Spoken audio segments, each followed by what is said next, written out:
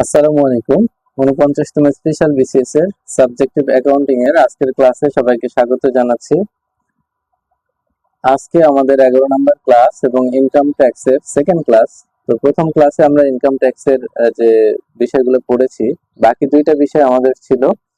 সে দুইটা বিষয় হচ্ছে ইন্ডিভিজুয়াল অ্যাসেসমেন্ট এবং অ্যাসেসমেন্ট অফ কোম্পানিজ, অর্থাৎ ব্যক্তির আয়ের উপর কিভাবে কর দিতে হয় এবং কোম্পানির আয়ের উপর কিভাবে কর দিতে হয়। এই দুইটা বিষয় আজকে আমরা পড়বো। আর বাকি যত সিলেবাসের বাকি টপিক গুলা আমরা প্রথম ক্লাসে কভার করেছি। তো আমরা দেখে আসি আজকে আমাদের যে যে বিষয়গুলো পড়বো এক নজরে দেখে আসি। দেখেন, প্রথমে হচ্ছে ইন্ডিভিজুয়াল অ্যাসেসমেন্ট। ইন্ডিভিজুয়াল অ্যাসেসমেন্ট এর মধ্যে চাকরি থেকে আয় আছে,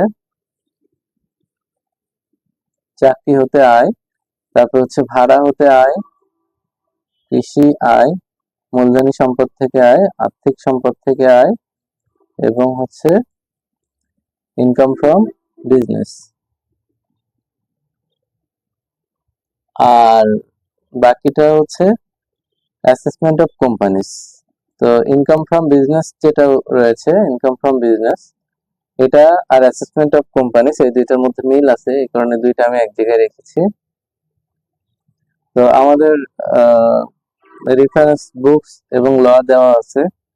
আপনারা ফার্দার যদি এর বাইরে পড়তে চান বা হচ্ছে জানতে চান যে কোথা থেকে এটা রেডি করা ক্লাসটা, তো এখানে দেওয়া আছে। দেখেন, প্রিন্সিপালস অফ ট্যাক্সেশন, আইসিএবি এর সি এর যে সার্টিফিকেট লেভেল আছে তার একটা ট্যাক্সেশনের বই আছে, ওই বইটা।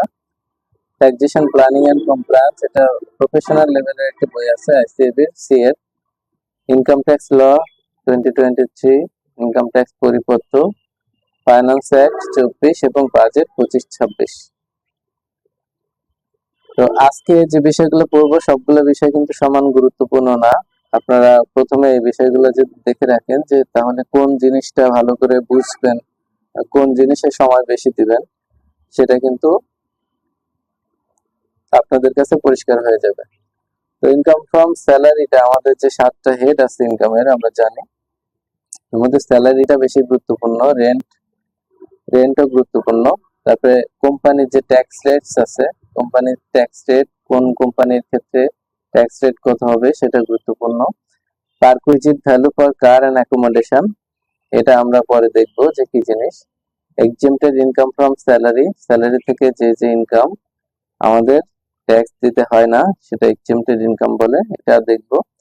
Deduction of repair and maintenance for rent, যে ভাড়া থেকে যে আয় হয়। আচ্ছা, পরবর্তী এগুলো ডিটেইলস আছে, এখন শুধু আমরা পড়ে চাই। Capital gain tax rates for individual and companies and the ভ্যালুর এক্সপেন্সেস ফর কোম্পানিজ। তাহলে আমরা ইন্ডিভিজুয়াল যে প্রসিডিউর, ইন্ডিভিজুয়াল অ্যাসেসমেন্টের প্রসিডিউর, অর্থাৎ ব্যক্তি, ইন্ডিভিজুয়াল অ্যাসেসমেন্ট বলতে ব্যক্তির ক্ষেত্রে যে কর দেওয়ার যে নিয়ম, একজন ব্যক্তি সে ইনকাম করে তাকে কিভাবে কর দিতে হয় সেই নিয়ম আমরা শিখবো। তো ব্যক্তির এই যে 7টা হেড আছে, এটা ব্যক্তির ক্ষেত্রে, কোম্পানির ক্ষেত্রে না। তো classification and heads of income, এটা সরাসরি আপনাদের সিলেবাসে এই নামেই আছে। আমাদের হেডস অফ ইনকাম হচ্ছে 7টা। এটা খুবই গুরুত্বপূর্ণ আপনাদের পরীক্ষার জন্য। এটা আসতে পারে যে ইনকামের হেড কয়টি, ইনকাম ট্যাক্স পারপাজে ইনকামের শ্রেণী বিন্যাস, এই শ্রেণী বিভাগ কয়ভাবে করা যায়, এটা হচ্ছে 7টা। অথবা অন্যভাবেও আসতে পারে যে নিচের কোনটি ইনকামের শ্রেণী বিভাগের মধ্যে অন্তর্ভুক্ত নয়। সো এই 7টা কোথা কোথা থেকে আপনাদের মানে কি কি ভাগে ভাগ করা যায় সেটা আপনারা এটা মুখস্থ রাখবেন।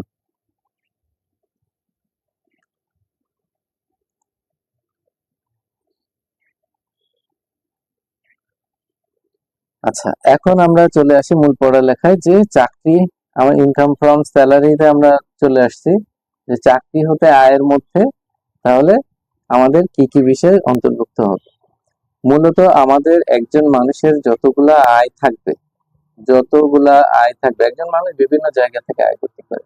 কেউ একজন চাকরি করে, তার হচ্ছে স্যালারি পায়, দেখা যাবে তার আলাদা একটা বিজনেস আছে, বাড়ি পোল্ট্রি পুষে বা হচ্ছে তার হচ্ছে পুকুরে মাছ চাষ করে, তো সেক্ষেত্রে তার সেখান থেকে ইনকাম আসতে পারে। আবার তার ব্যাংকে কিছু টাকা জমা আছে, সেখান থেকে ইনকাম আসতে পারে। শেয়ার মার্কেটে ইনভেস্টমেন্ট আছে, সেখান থেকে ইনকাম আসতে পারে। তো একজন মানুষের যত ইনকাম হবে সব কিন্তু এই যে আমাদের একজন মানুষের যত ইনকাম হবে, যত 100 জায়গা থেকে যদি ইনকাম হয়, তাহলে সে 100 জায়গার ইনকামটা এই 7টা হেডের মধ্যে ভাগ করে দিতে হবে। এর বাইরে যাওয়ার কোনো সুযোগ নাই। ঠিক আছে? তাহলে চাকরি থেকে আয়ের মধ্যে আমরা কোন কোন আয়গুলো দিব সেটা আমরা দেখি। ইনকাম ইনকাম ট্যাক্স ক্যালকুলেশনের জন্য আমাদের যত ইনকাম সেটা 7টা হেডে ভাগ করব, 7টা আমাদের হেডিং থাকবে, তার আন্ডারে দিব। তো চাকরি হতে আয়ের মধ্যে আমরা কোন কোন আয় দিব সেটাই আমরা এখান থেকে দেখব। যে এই যে ধারা 2 এর 32, ধারা 32 ইনকাম ট্যাক্স লয়ের 2023, এটা ধারা 32-এ এটা বলা আছে যে চাকরিতে আয়ের কথা। তাহলে চাকরি হতে আয়ের মধ্যে কি কি আসবে দেখেন। ক, চাকরি হতে প্রাপ্য যে কোনো প্রকার আর্থিক প্রাপ্তি, বেতন, সুযোগ সুবিধা। প্রাপ্ত মানে যা অলরেডি পেয়ে গেছি, প্রাপ্য যা পাবো, ভবিষ্যতে যেটা পাবেন সেটাও কিন্তু এর মধ্যে আসতে পারে। ঠিক আছে? যে কোনো প্রকার আর্থিক প্রাপ্তি, বেতন ও সুযোগ সুবিধা। এখন বেতন বলেছে, সুযোগ সুবিধা বলেছে, এটাকে আরো ওয়াইড করা যায়, এর মধ্যে আরো অনেক কিছু আছে, আমরা দেখবো। তাহলে চাকরি হতে প্রাপ্তির প্রাথমিক হচ্ছে আর্থিক প্রাপ্তি, যে কোনো প্রকার আর্থিক প্রাপ্তি, বেতন ও সুযোগ সুবিধা। এটা হচ্ছে চাকরি হতে আয়ের মধ্যে আসবে। 2 নম্বর হচ্ছে কর্মচারী শেয়ার স্কিম হইতে অর্জিত আয়। শেয়ার স্কিম বলতে কিছু কিছু প্রতিষ্ঠান তাদের এমপ্লয়ীদেরকে তাদের কোম্পানি শেয়ার দেয়। সাপোজ আমি ধরলাম যে বিএসআরএম স্টিল, তারা একটা লিস্টেড কোম্পানি বা যে কোনো একটা ছোটখাটো কোম্পানি ধরেন, তারা এমপ্লয়ীদের বেতনের পাশাপাশি দেখা যাবে তাদের যখন চাকরিতে নিবে বা হচ্ছে প্রত্যেক মাসে 10টা করে শেয়ার দিতে পারে। তো শেয়ার যদি দেয় তাহলে সেটাও করযোগ্য হবে। ঠিক আছে? কিভাবে করযোগ্য হবে শেয়ার দিলে? যদি হচ্ছে একেবারে বিনামূল্যে শেয়ার দেয়, তাহলে শেয়ার সাপোজ ধরলাম বিএসআরএম স্টিলের শেয়ার তার এমপ্লয়িকে সিএফও কে 10টা শেয়ার দিছে, কোম্পানি সিএফও কে 10টা শেয়ার দিছে বিনামূল্যে। তাহলে 10টা শেয়ার যখন দিবে তখন কিন্তু এটার উপরে কোনো ট্যাক্স নাই, কোনো ট্যাক্স দিতে হবে না। বা ওইটার প্রাইস ধরলাম যে এক একটা 100 টাকা করে শেয়ারের দাম ধরে নিলাম, সুবিধার্থে ধরে নিলাম যে 100 টাকা করে। তাহলে 10টা শেয়ার 100 টাকা করে। এখন দেখেন টোটাল শেয়ারের দাম 1000 টাকা। তো যখন শেয়ারটা দিবে তখন কিন্তু এটা আয়ের মধ্যে আসবে না, শেয়ারটা যখন বিক্রি করবে তখন আয়ের মধ্যে আসবে। তাহলে ধরলাম যে শেয়ার 1000 টাকায় বিক্রি করছে, তাহলে ওই 1000 টাকা যখন শেয়ারটা বিক্রি করবে 1000 টাকা তার আয়ের মধ্যে আসবে, আয়ের মধ্যে এসে ওটার উপর ট্যাক্স দিতে হবে। এখন আর একটা বিষয় হতে পারে, ওই 100 টাকা শেয়ার 50 টাকায় দিতে পারে। তো 100 টাকায় শেয়ার যখন 50 টাকায় দিবে, তাহলে 1000 টাকা শেয়ার সে 500 টাকায় কিনেছে, কিনে তারপর 1000 টাকায় বিক্রি করেছে। যখন বিক্রি করবে তখন 500 টাকার উপর ট্যাক্স হবে। যে টাকা সে আগে পে করছে সেটা বাদ যাবে বিক্রির টাকা থেকে, তারপরে বাকি 500 টাকার উপরে ট্যাক্স হবে। আচ্ছা, কর অনারোপিত বকেয়া বেতন। যদি কোনো বেতন বকেয়া থাকে, মনে করেন এখন হচ্ছে সেপ্টেম্বর মাস, কেউ একজন আহ জুন জুলাইয়ের বেতন পায়নি। ঠিক আছে? আচ্ছা, ধরলাম মার্চ এপ্রিল মে এই 3 মাসের বেতন সে পায়নি এবং এটার উপর সে করও দেয়নি, তাহলে কিন্তু এখন এটার উপরে কর দিতে হবে। ঠিক আছে? বকেয়া বেতন থাকলে আপনি টাকা পান না পান, বেতন যদি আপনার ডিউ হয় তাহলে সেটার উপর কর দিতে হবে। তবে যদি আগে কর দিয়ে ফেলেন তাহলে সেটার উপর আর কর দিতে হবে না, ডাবল ট্যাক্সেশন হবে না। একটা টাকার উপর কখনো 2বার ট্যাক্স আরোপ হবে না। অতীত বা ভবিষ্যতের কোনো নিয়োগকর্তা হইতে প্রাপ্ত যে কোনো অঙ্ক বা সুবিধা, মানে আগের যদি কোনো প্রতিষ্ঠান থেকে আপনি ধরেন যে আপনি একটা প্রতিষ্ঠানে আগে চাকরি করতেন, সেই প্রতিষ্ঠানটা এখন সুইচ করছেন, অন্য প্রতিষ্ঠানে যোগদান করছেন, কিন্তু আগে চাকরি যে করতেন ওইখানে আপনার কিছু টাকা পাওনা ছিল, সেটা পরবর্তীতে এই প্রতিষ্ঠানে আসার পরে ওইখান থেকে আপনি ওই টাকাগুলো পেয়েছেন, তাহলে এটার উপরেও ট্যাক্স দিতে হবে। আবার ভবিষ্যতের যদি কোনো নিয়োগকর্তা আপনাকে আপনাকে আরেকটা প্রতিষ্ঠান দেখা যাবে, আপনি এখন একটা প্রতিষ্ঠানে জব করেন, আর একটা প্রতিষ্ঠান বললো আমরা সুযোগ সুবিধা বাড়ায় দিব, আপনি আমাদের প্রতিষ্ঠানে আসেন, এই অ্যাডভান্স 1 লাখ টাকার অ্যাডভান্স চেকটা আপনাকে আমরা দিয়ে যাচ্ছি, আপনি 3 মাস পরে আমাদের জয়েন করবেন, আমরা হচ্ছে অ্যাডভান্স 1 লাখ টাকা দিয়ে যাচ্ছি। তো এটার উপরেও ভবিষ্যতের নিয়োগকর্তা সে হচ্ছে আমাদেরকে এখন সুবিধা দিচ্ছে, এটার উপরেও কিন্তু ট্যাক্স হবে। আচ্ছা, তাহলে আমাদের এই চারটা বিষয়, যেটা চাকরি হতে আয়ের মধ্যে অন্তর্ভুক্ত হবে, কিন্তু চাকরি হতে আয়ের মধ্যে অন্তর্ভুক্ত হবে না কোনগুলো দেখেন, অন্য কোনো কর্মচারীর, আচ্ছা, অন্য কোনো কর্মচারীর হার্ট, কিডনি, চক্ষু, লিভার, ক্যান্সার অপারেশন সংক্রান্ত চিকিৎসা ব্যয় বাবদ প্রাপ্ত অর্থ। কোনো কর্মচারী, দেখেন, কোনো কর্মচারীর হার্ট, কিডনি, চক্ষু, লিভার, ক্যান্সার মানে জটিল যে রোগগুলো আছে, এর জন্য চিকিৎসা ব্যয়ের জন্য যদি কোনো টাকা তার নিয়োগকর্তা কর্তৃক দেওয়া হয়, যদি কোনো প্রতিষ্ঠান থেকে কোনো কর্মচারীর এই বিষয়গুলো চিকিৎসার জন্য কোনো টাকা দেয়, তাহলে সেটার উপরে ট্যাক্স হবে না। তাহলে কিন্তু এখানে একটা কথা বলা আছে, শেয়ার হোল্ডার পরিচালক নয় এরূপ অন্য কোনো কর্মচারী। তার মানে আপনার এই এই বাবদ যে কোনো টাকা যদি শেয়ার হোল্ডার পরিচালক পায়, শেয়ার হোল্ডার ডিরেক্টর বলে, অর্থাৎ ওই কোম্পানির ডিরেক্টর, তার আবার শেয়ার আছে কোম্পানির, তাহলে তার ক্ষেত্রে কিন্তু এই টাকাগুলো দিলেও, এই এই এই অসুখের জন্য টাকা দিলে সেটার উপরেও ট্যাক্স দিতে হবে। শুধুমাত্র শেয়ার হোল্ডার পরিচালক যারা, তাদের ক্ষেত্রে এখান থেকে টাকা পেলেও, এই যে হার্ট, কিডনি, চক্ষু, লিভার বাবদ যদি শেয়ার হোল্ডার পরিচালক টাকা পায়, তাহলে কিন্তু তাকে ওই টাকার উপরে ট্যাক্স দিতে হবে। কিন্তু শেয়ার হোল্ডার পরিচালক না হলে এই টাকা পেলে তার এই টাকার উপরে কোনো ট্যাক্স দিতে হবে না। আর কোন টাকার উপরে ট্যাক্স নয়? সম্পূর্ণরূপে এবং কেবল চাকরির দায়িত্ব পরিপালনের জন্য প্রাপ্ত ব্যয়িত যাতায়াত ভাতা, ভ্রমণ ভাতা ও দৈনিক ভাতা। চাকরি আপনি করতেছেন, আচ্ছা, এখন আপনারা নিজেদেরকে চাকরিজীবী ভাববেন। যতক্ষণ পর্যন্ত আমি ইনকাম ফ্রম স্যালারি আপনাদের পড়াবো, আপনি মনে করবেন একটা প্রতিষ্ঠানে আপনার ট্যাক্সেবল ইনকাম আছে এবং একটা প্রতিষ্ঠানে আপনি চাকরি করেন, ঠিক আছে? তাহলে আপনাদের বুঝতে সুবিধা হবে। তাহলে এই যে যারা চাকরি করে, এরা হচ্ছে বিভিন্ন জায়গায় যাতায়াত করার জন্য ভাতা পায়, যাতায়াত ভাতা, ভ্রমণ ভাতা পায়, দৈনিক ভাতা পায়। এই এই ভাতাগুলা, যাতায়াত ভাতা, ভ্রমণ ভাতা এবং দৈনিক ভাতা, যদি সম্পূর্ণ ব্যয় হয় ওই পারপাজে, যাতায়াত ভাতা বাবদ যে টাকাটা পেয়েছেন ওই টাকা যদি যাতায়াত ভাতা বাবদ ব্যয় হয়, তাহলে ওইটার উপর আপনার ট্যাক্স দেওয়া লাগবে না। ভ্রমণ ভাতা, ভ্রমণের জন্য যে ভাতাটা আপনি পাবেন, সাপোজ একজন চাকরি করে সাতক্ষীরাতে, সে ঢাকায় যাবে, ঢাকায় একটা কাজে হেড অফিসে যাবে, যাওয়া আসার জন্য সে ভ্রমণ ভাতা পাবে। এই ভ্রমণ ভাতা সে যদি সবটুকু ব্যয় করে, তাহলে সেটার উপরে কিন্তু তার কোনো ট্যাক্স দেওয়া লাগে না। বা এটাকে টিএ বলে, ট্রাভেলিং অ্যালাউন্স, আর দৈনিক ভাতাকে ডিএ বলে, ডেইলি অ্যালাউন্স। তো আর ওইখানে থাকার জন্য দেখা যাবে ঢাকায় যে 3 দিন থাকবে, তার জন্য একটা নির্দিষ্ট অ্যামাউন্ট আছে প্রতিষ্ঠান ভেদে, তো ওইটার উপরে যদি, ওইটার উপরেও ট্যাক্স দেওয়া লাগবে না যদি সম্পূর্ণভাবে ব্যয় হয়। কিন্তু যদি সম্পূর্ণরূপে ব্যয় না হয়, কেউ যদি বলে যে আমার যাতায়াত ভাতা বাবদ পেয়েছে 1000 টাকা, ব্যয় হয়েছে 500 টাকা, সেক্ষেত্রে বাকি 500 টাকা কিন্তু আয়ের মধ্যে যোগ হবে। সম্পূর্ণরূপে ব্যয়িত এবং কেবল চাকরির দায়িত্ব পরিপালনের জন্য প্রাপ্ত, ঠিক আছে? এখন আসি, আমরা বলেছি বেতনের উপরে আমাদের মানে ট্যাক্স দিতে হবে, বা বেতনের আয় ইনকাম ফ্রম স্যালারির মধ্যে আসবে। বেতনের মধ্যে আবার অনেক কিছু থাকতে পারে, যেমন কি কি? যে বেতনের মধ্যে থাকতে পারে যে কোনো বেতন হোক, মজুরি হোক বা পারিশ্রমিক হোক। কেউ যদি পারিশ্রমিক পায়, সেটাও বেতন বেতন হিসেবে গণ্য হবে, মজুরি পায় সেটাও বেতন হিসেবে গণ্য হবে। এখন মজুরিকে বেতন কি বলা, দুইটা তো আলাদা, মজুরি এবং বেতন দুইটা আলাদা। এখানে আমরা পড়তেছি ইনকাম ট্যাক্স ল অনুযায়ী বেতন কোনটা, যেটার উপর ট্যাক্স দিতে হবে। ইনকাম ট্যাক্স ল অনুযায়ী বেতন যা, মজুরি যা, পারিশ্রমিক তা, এটা হচ্ছে শুধুমাত্র এই ল এর জন্য। তাহলে কেউ যদি মজুরি পায়, সেটার উপরে, সেটা বেতন হিসেবে কাউন্ট করে সেটার উপরে ট্যাক্স দিতে হবে। যে কোনো ভাতা, ছুটি ভাতা হোক, নগদ ছুটি নগদায়ন হোক, ভাতার ইংরেজি হচ্ছে অ্যালাউন্স, ভাতার নামে হোক বা অ্যালাউন্স নামে হোক, যে কোনো ভাতা, যে কোনো ভাতা বলেছে, ছুটি ভাতা হোক, ছুটি নগদায়ন, বোনাস, ফি, কমিশন, ওভারটাইম, এগুলো যদি থাকে, তাহলে এটার উপর ট্যাক্স দিতে হবে। অগ্রিম যদি কোনো বেতন কেউ পায়, এখন হচ্ছে জুন মাস, আমি জুলাই, আগস্ট, সেপ্টেম্বরের টাকা আমি পেয়ে গেলাম, আগে আমাকে দিয়ে দিছে, তাহলে সেটার উপরেও ট্যাক্স দিতে হবে।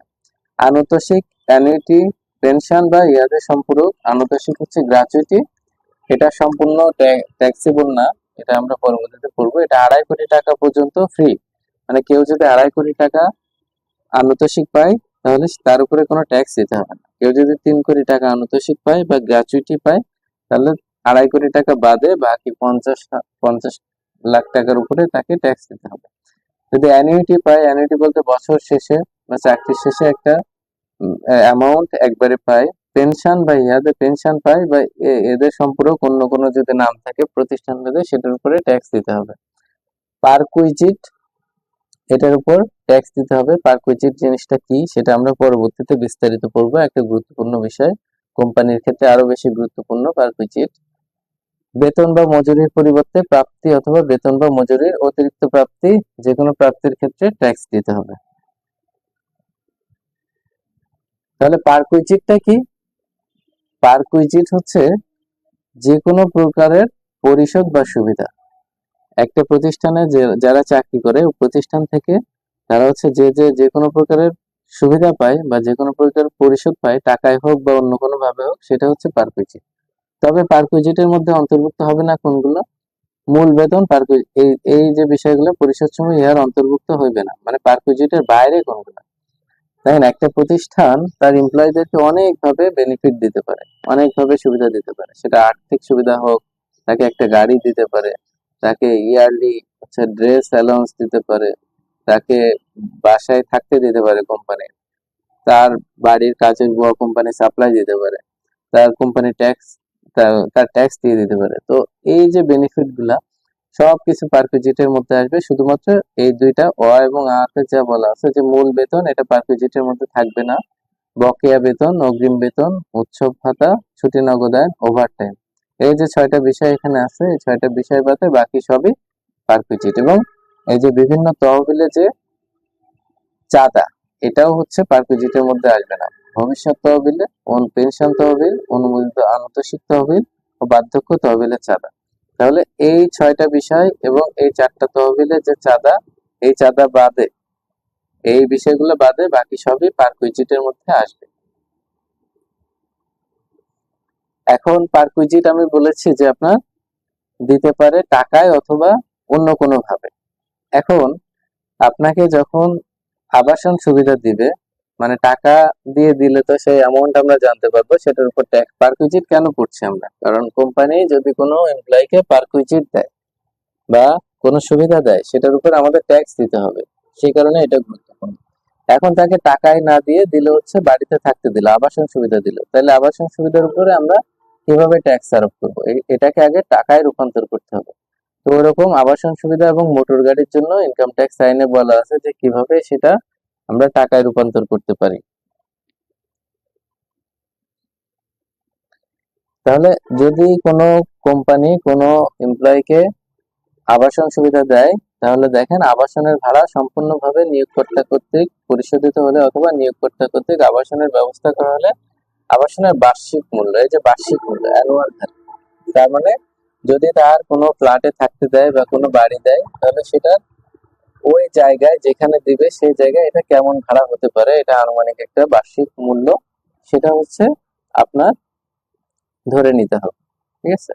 তো সেটার উপরে ট্যাক্স দিতে হবে। ধরলাম যে আপনার আহ প্রাণ কোম্পানির সিএফও, যে তাকে তার কোম্পানি থেকে বললো আপনাকে ধানমন্ডি লেকের পাশে একটা ফ্ল্যাট আপনাকে থাকার জন্য দেওয়া হলো আমাদের কোম্পানির পক্ষ থেকে। তাহলে ধানমন্ডি লেকের পাশে যে ফ্ল্যাট, এটার হচ্ছে বার্ষিক মূল্য কেমন হতে পারে? আচ্ছা, মাসে 1 লাখ টাকা করে হলে বছরে 12 লাখ টাকা করে ভাড়া আসে, তাহলে 12 লাখ টাকা আয়ের মধ্যে যুক্ত হবে।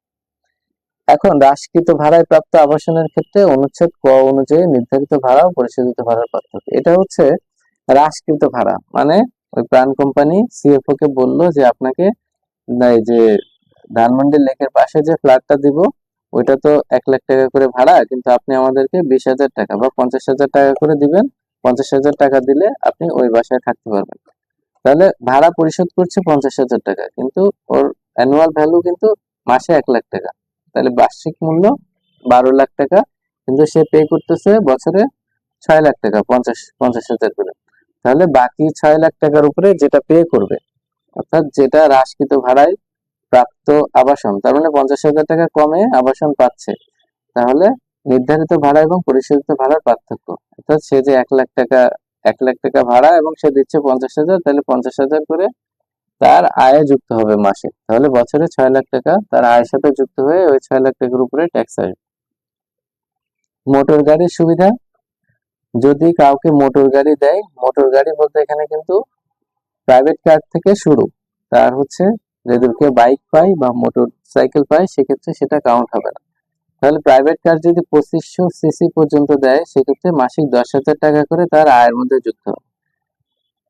কেউ একজন তার এমপ্লয় প্রাণ আরএফএল কোম্পানি তার হচ্ছে হেড অফ ফাইন্যান্স কে দিল, বললো যে আপনাকে একটা এক্স করোলা, যার 1500 সিসির এক্স করোলা একটা গাড়ি সার্বক্ষণিক ইউজের জন্য দিল, বাসায় অফিসে আসা যাওয়া, বাসায় তার পরিবারের জন্য সে ইউজ করতে পারবে, মোটামুটি গাড়িটা সে সবসময় কাছে রাখবে।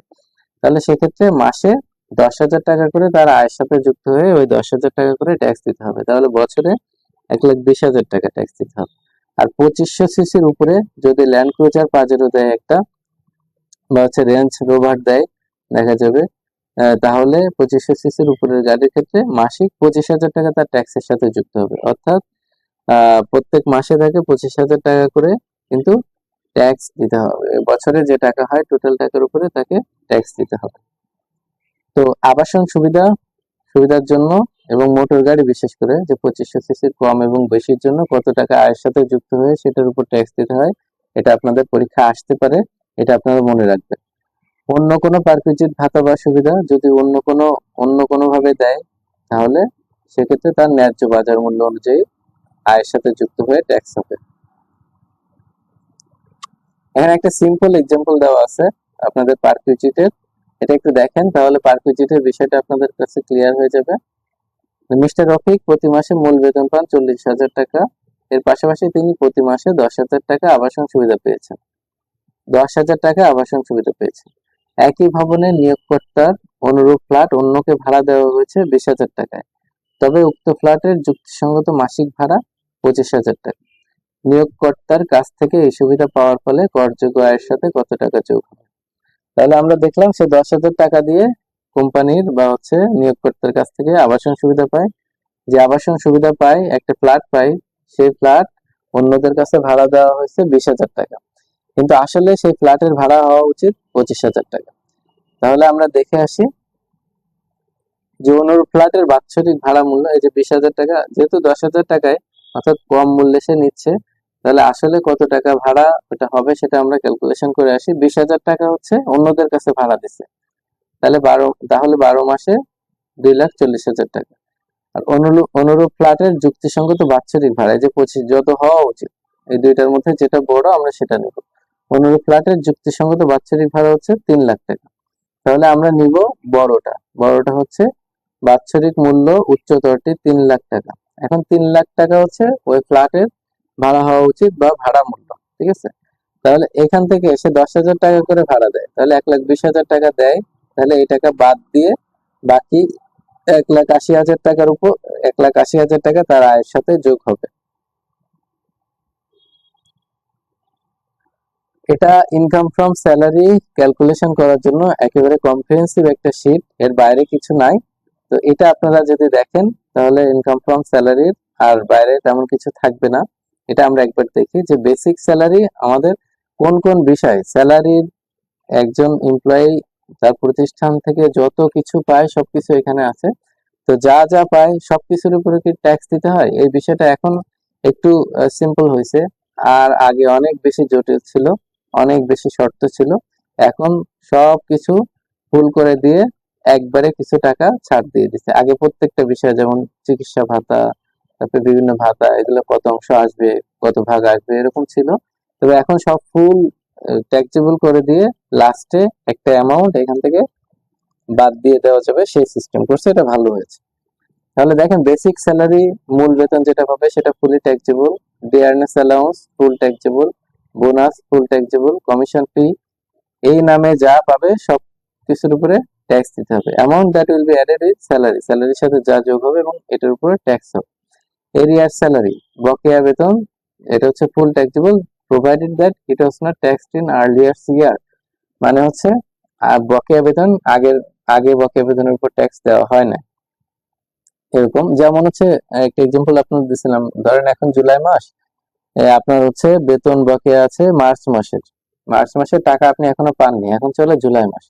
তাহলে এপ্রিলে যদি আপনি ওই টাকার উপরে একবার ট্যাক্স দিয়ে দেন তাহলে জুলাইতে সে আর ট্যাক্স দেওয়া লাগবে না। কিন্তু আপনি এপ্রিল মে জুন এই 3 মাসেও ট্যাক্স দেননি ওই মার্চের বকেয়া বেতনের উপর, তাহলে জুলাইতে এসে কিন্তু ওটার উপর আপনার ট্যাক্স দিতে হবে। যদি জুলাইতে না দেন তাহলে আপনার আগস্টে যে দিতে হবে, এরকম আর কি।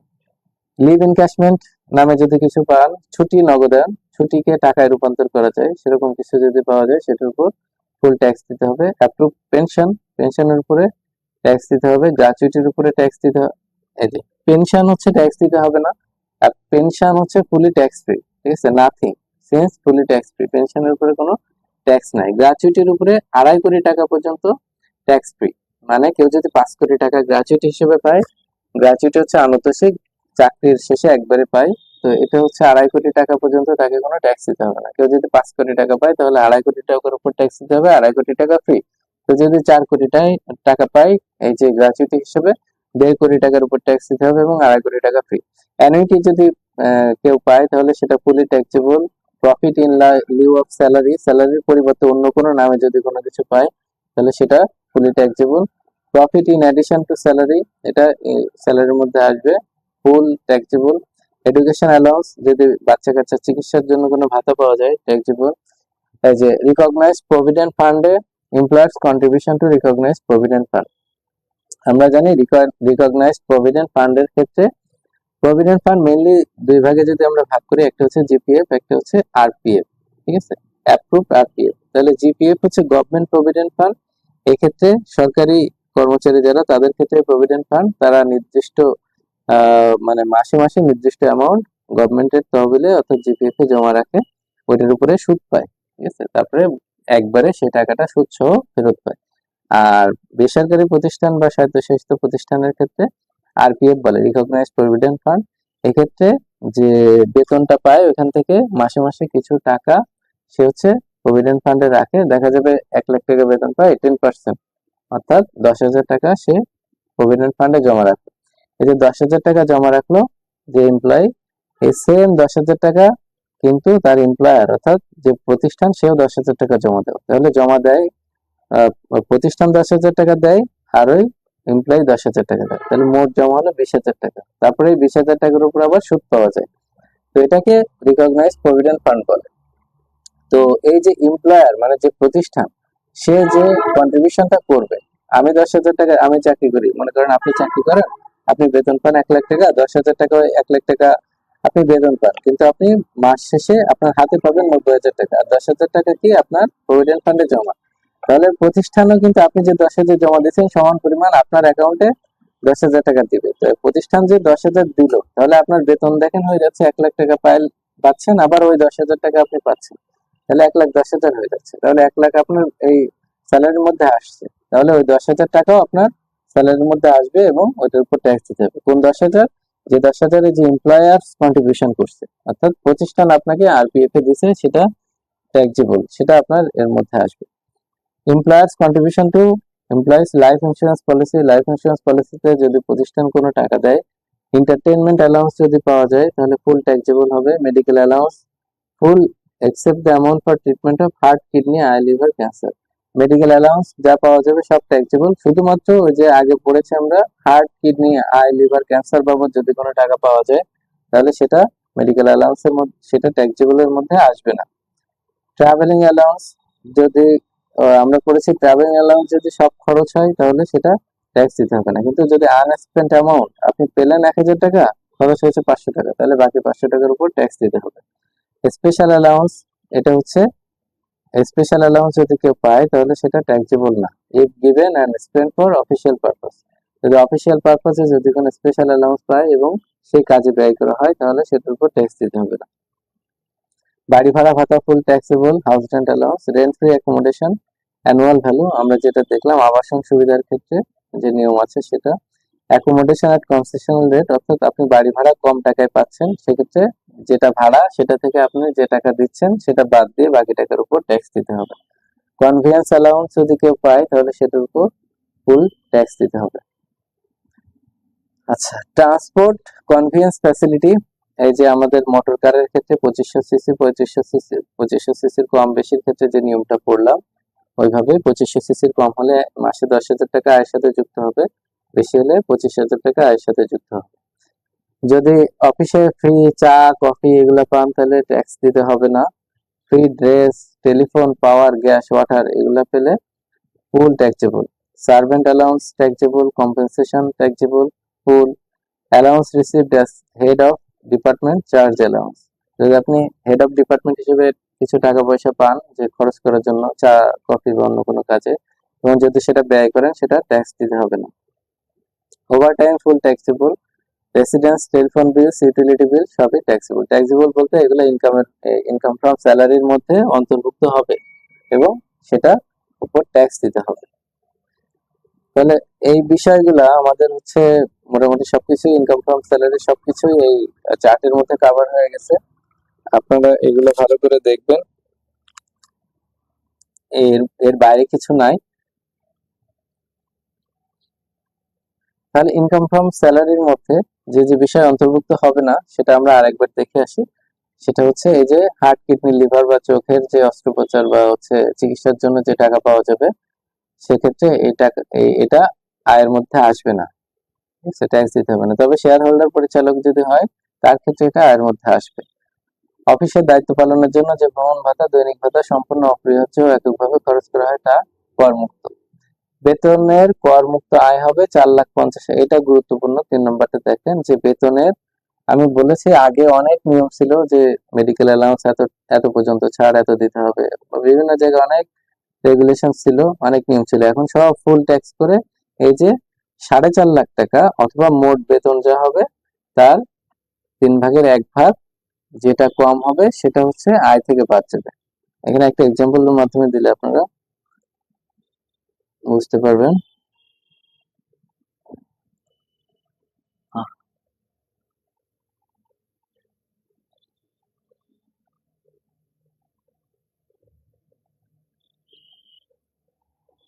দেখেন ধরলাম যে একজনের আয় হচ্ছে 9 লাখ টাকা, এটা না, আয় হচ্ছে 9 লাখ টাকা। একজনের টোটাল হচ্ছে ইনকাম ফ্রম স্যালারি অর্থাৎ বেতন হতে আয় হচ্ছে 9 লাখ টাকা। এখন এই 9 লাখ টাকার মধ্যে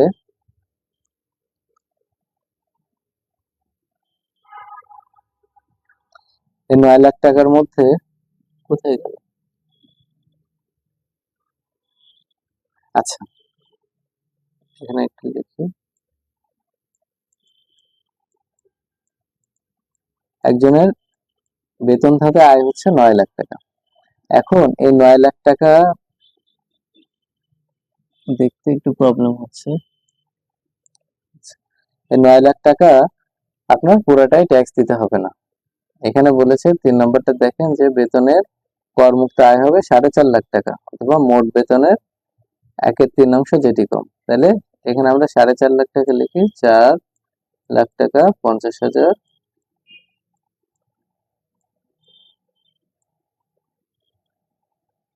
মাউস দিয়ে লেখা একটু কঠিন কাজ। 4 লাখ, এটা 50,000 টাকা, আর মোট বেতন হচ্ছে 9 লাখ। এই 9 লাখের 3/1 হচ্ছে 3 লাখ টাকা। তাহলে এই দুইটার মধ্যে যেটা কম, এই দুইটার মধ্যে কম কোনটা? কম হচ্ছে 3 লাখ টাকা। তাহলে এই 3 লাখ টাকা আমাদের এই 9 লাখ টাকা থেকে বাদ দিয়ে বাকি যে 6 লাখ টাকা আমাদের থাকবে, সেই 6 লাখ টাকার উপরে আমাদের ট্যাক্স দিতে হবে। অর্থাৎ মোট যে ইনকাম ফ্রম স্যালারি হবে, অর্থাৎ বেতন হতে মোট যেটা আয় হবে সেটা 3/1, এই যে 3/1 যেটা হয়, অথবা 4.5 লাখ টাকা, এই দুইটার মধ্যে যেটা কম সেটা আমাদের ইনকাম থেকে বাদ যেয়ে বাকি টাকার উপরে ট্যাক্স হবে। পরবর্তীতে আমরা যখন এক্সাম্পল দেখব তখন আরো ক্লিয়ার হয়ে যাবে আপনাদের কাছে। আর 4 নাম্বারটা বলেছে দেখেন লাস্টে, সরকারি কর্মচারীর সকল ভাতা, মূল বেতন, উৎসব ভাতা, বোনাস ব্যতীত কর প্রদান থেকে, মানে সরকারি চাকরিজীবীদের ক্ষেত্রে এক কথায় যদি বলি, সরকারি চাকরিজীবীদের ক্ষেত্রে শুধুমাত্র মূল বেতন, বোনাস আর উৎসব ভাতা, এই তিনটা বাদে আর যত সুবিধা পাক কোনো সুবিধার উপরে কোনো ট্যাক্স দিতে হবে না। শুধু মূল বেতনের উপরে এবং বোনাসের উপরে, উৎসব ভাতা এবং বোনাসের উপরে, এই তিনটা বিষয়ের উপরে ট্যাক্স দিতে হবে সরকারি চাকরিজীবীদের ক্ষেত্রে। এক নজরে আমরা গুরুত্বপূর্ণ বিষয়গুলো দেখে আসি যে সরকারি চাকরিজীবীদের ক্ষেত্রে মূল বেতন, বোনাস বাদে বাকি টাকার উপর ট্যাক্স দিতে হবে না, এটা মাথায় রাখবেন। বেসরকারি চাকরিজীবীদের ক্ষেত্রে মোট আয়ের 3/1 অথবা 4.5 লাখ টাকা যেটা কম সেটা করযোগ্য আয় হতে বাদ যাবে।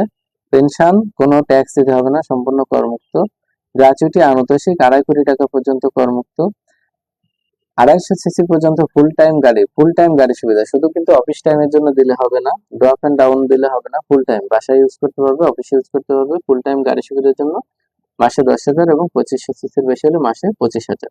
তো আপনাদের ইনকাম ফ্রম স্যালারির অনেকগুলো নিয়ম আছে, তো যেগুলো সবচেয়ে বেশি গুরুত্বপূর্ণ পরীক্ষা আসতে পারে সেগুলাই কিন্তু এখানে আমি দিয়েছি।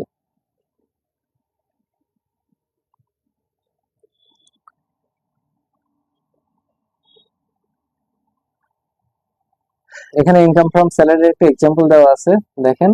From the following data compute total income. আপনাদের অঙ্ক আসবে না, বড় বড় অঙ্ক আসবে না, বা রিটেন আসবে না, কিন্তু আপনাদের মানে বোঝার সুবিধার্থে যদি আমি অঙ্কটা করে দেই, মানে সিম্পল একটা অঙ্ক, তাহলে আপনাদের বোঝার সুবিধার্থে নিয়মগুলো আপনারা বুঝতে পারবেন।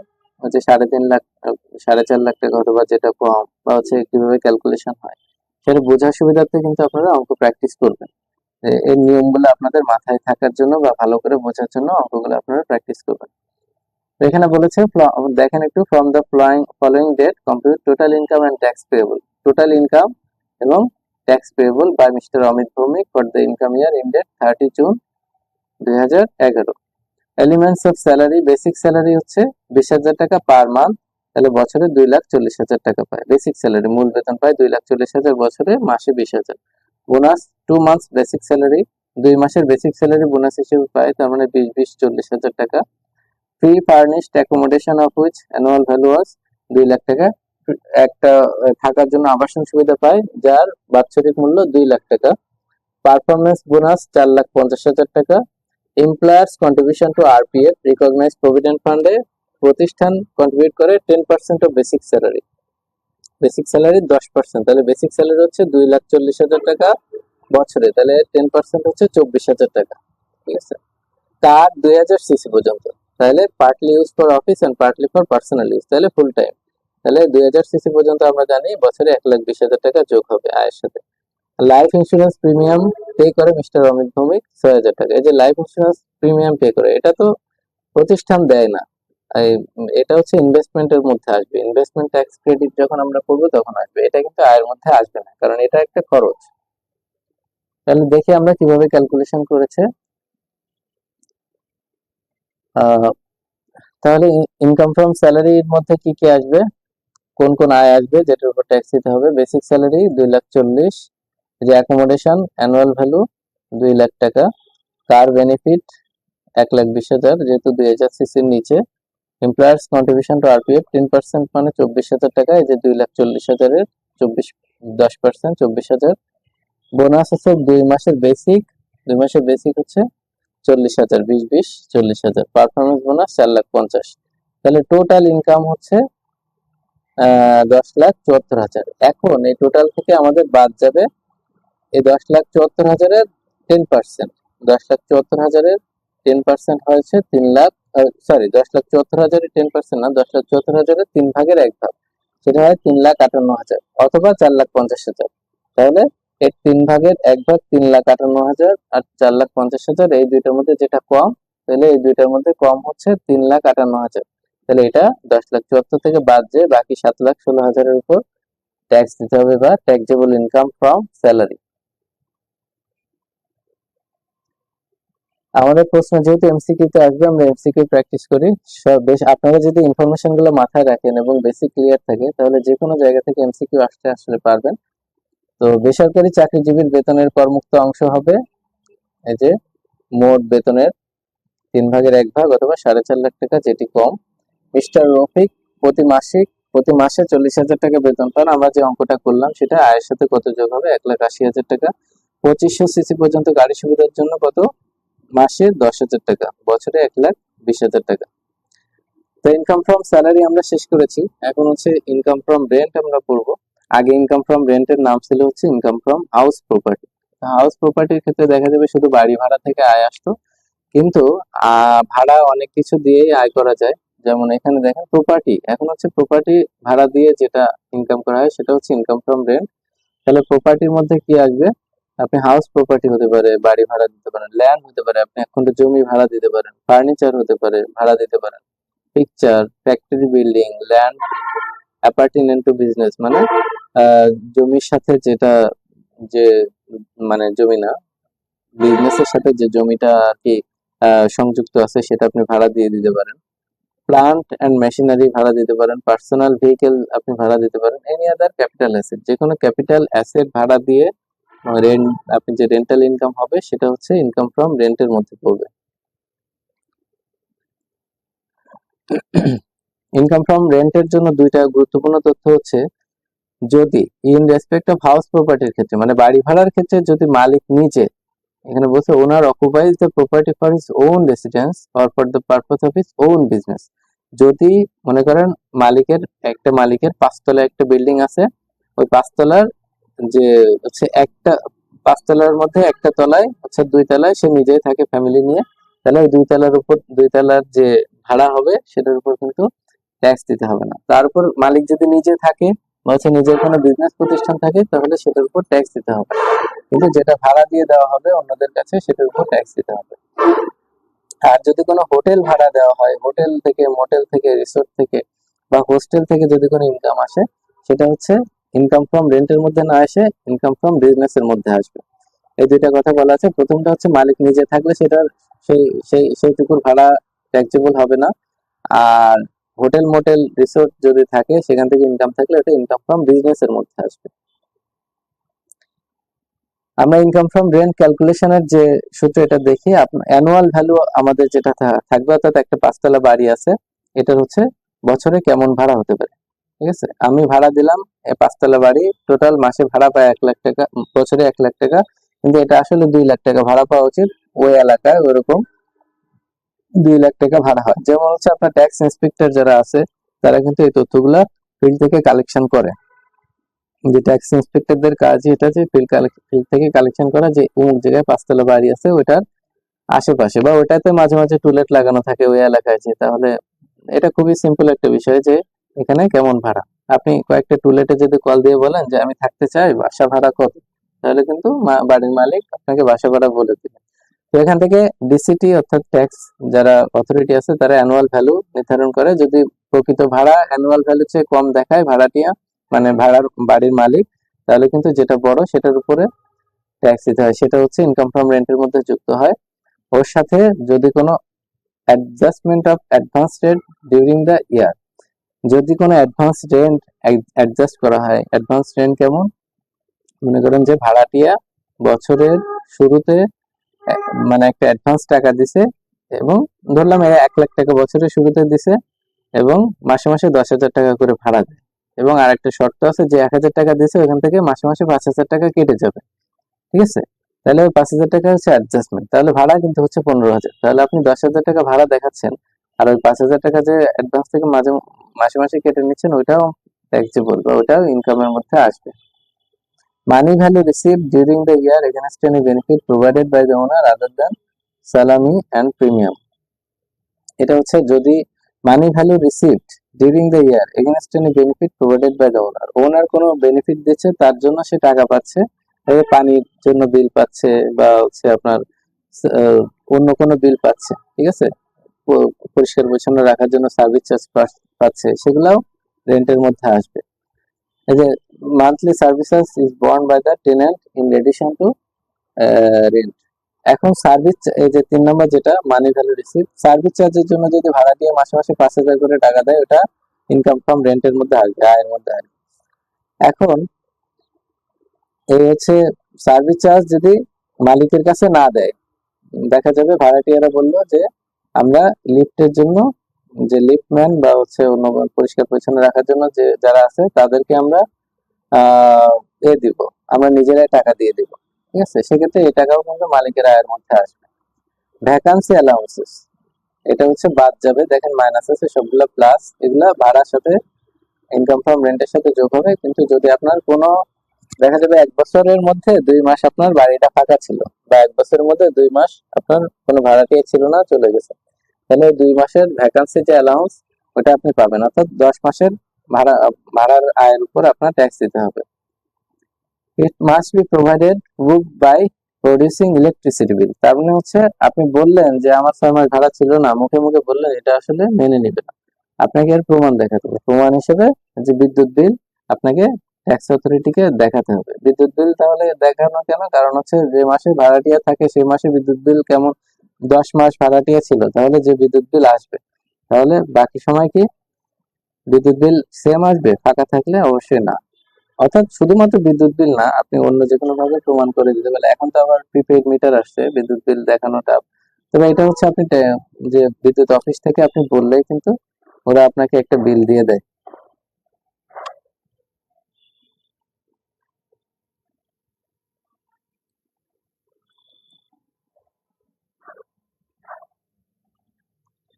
আচ্ছা, এখন অ্যালাউয়েবল ডিডাকশনের ক্ষেত্রে আসি। অ্যালাউয়েবল ডিডাকশন মানে কি?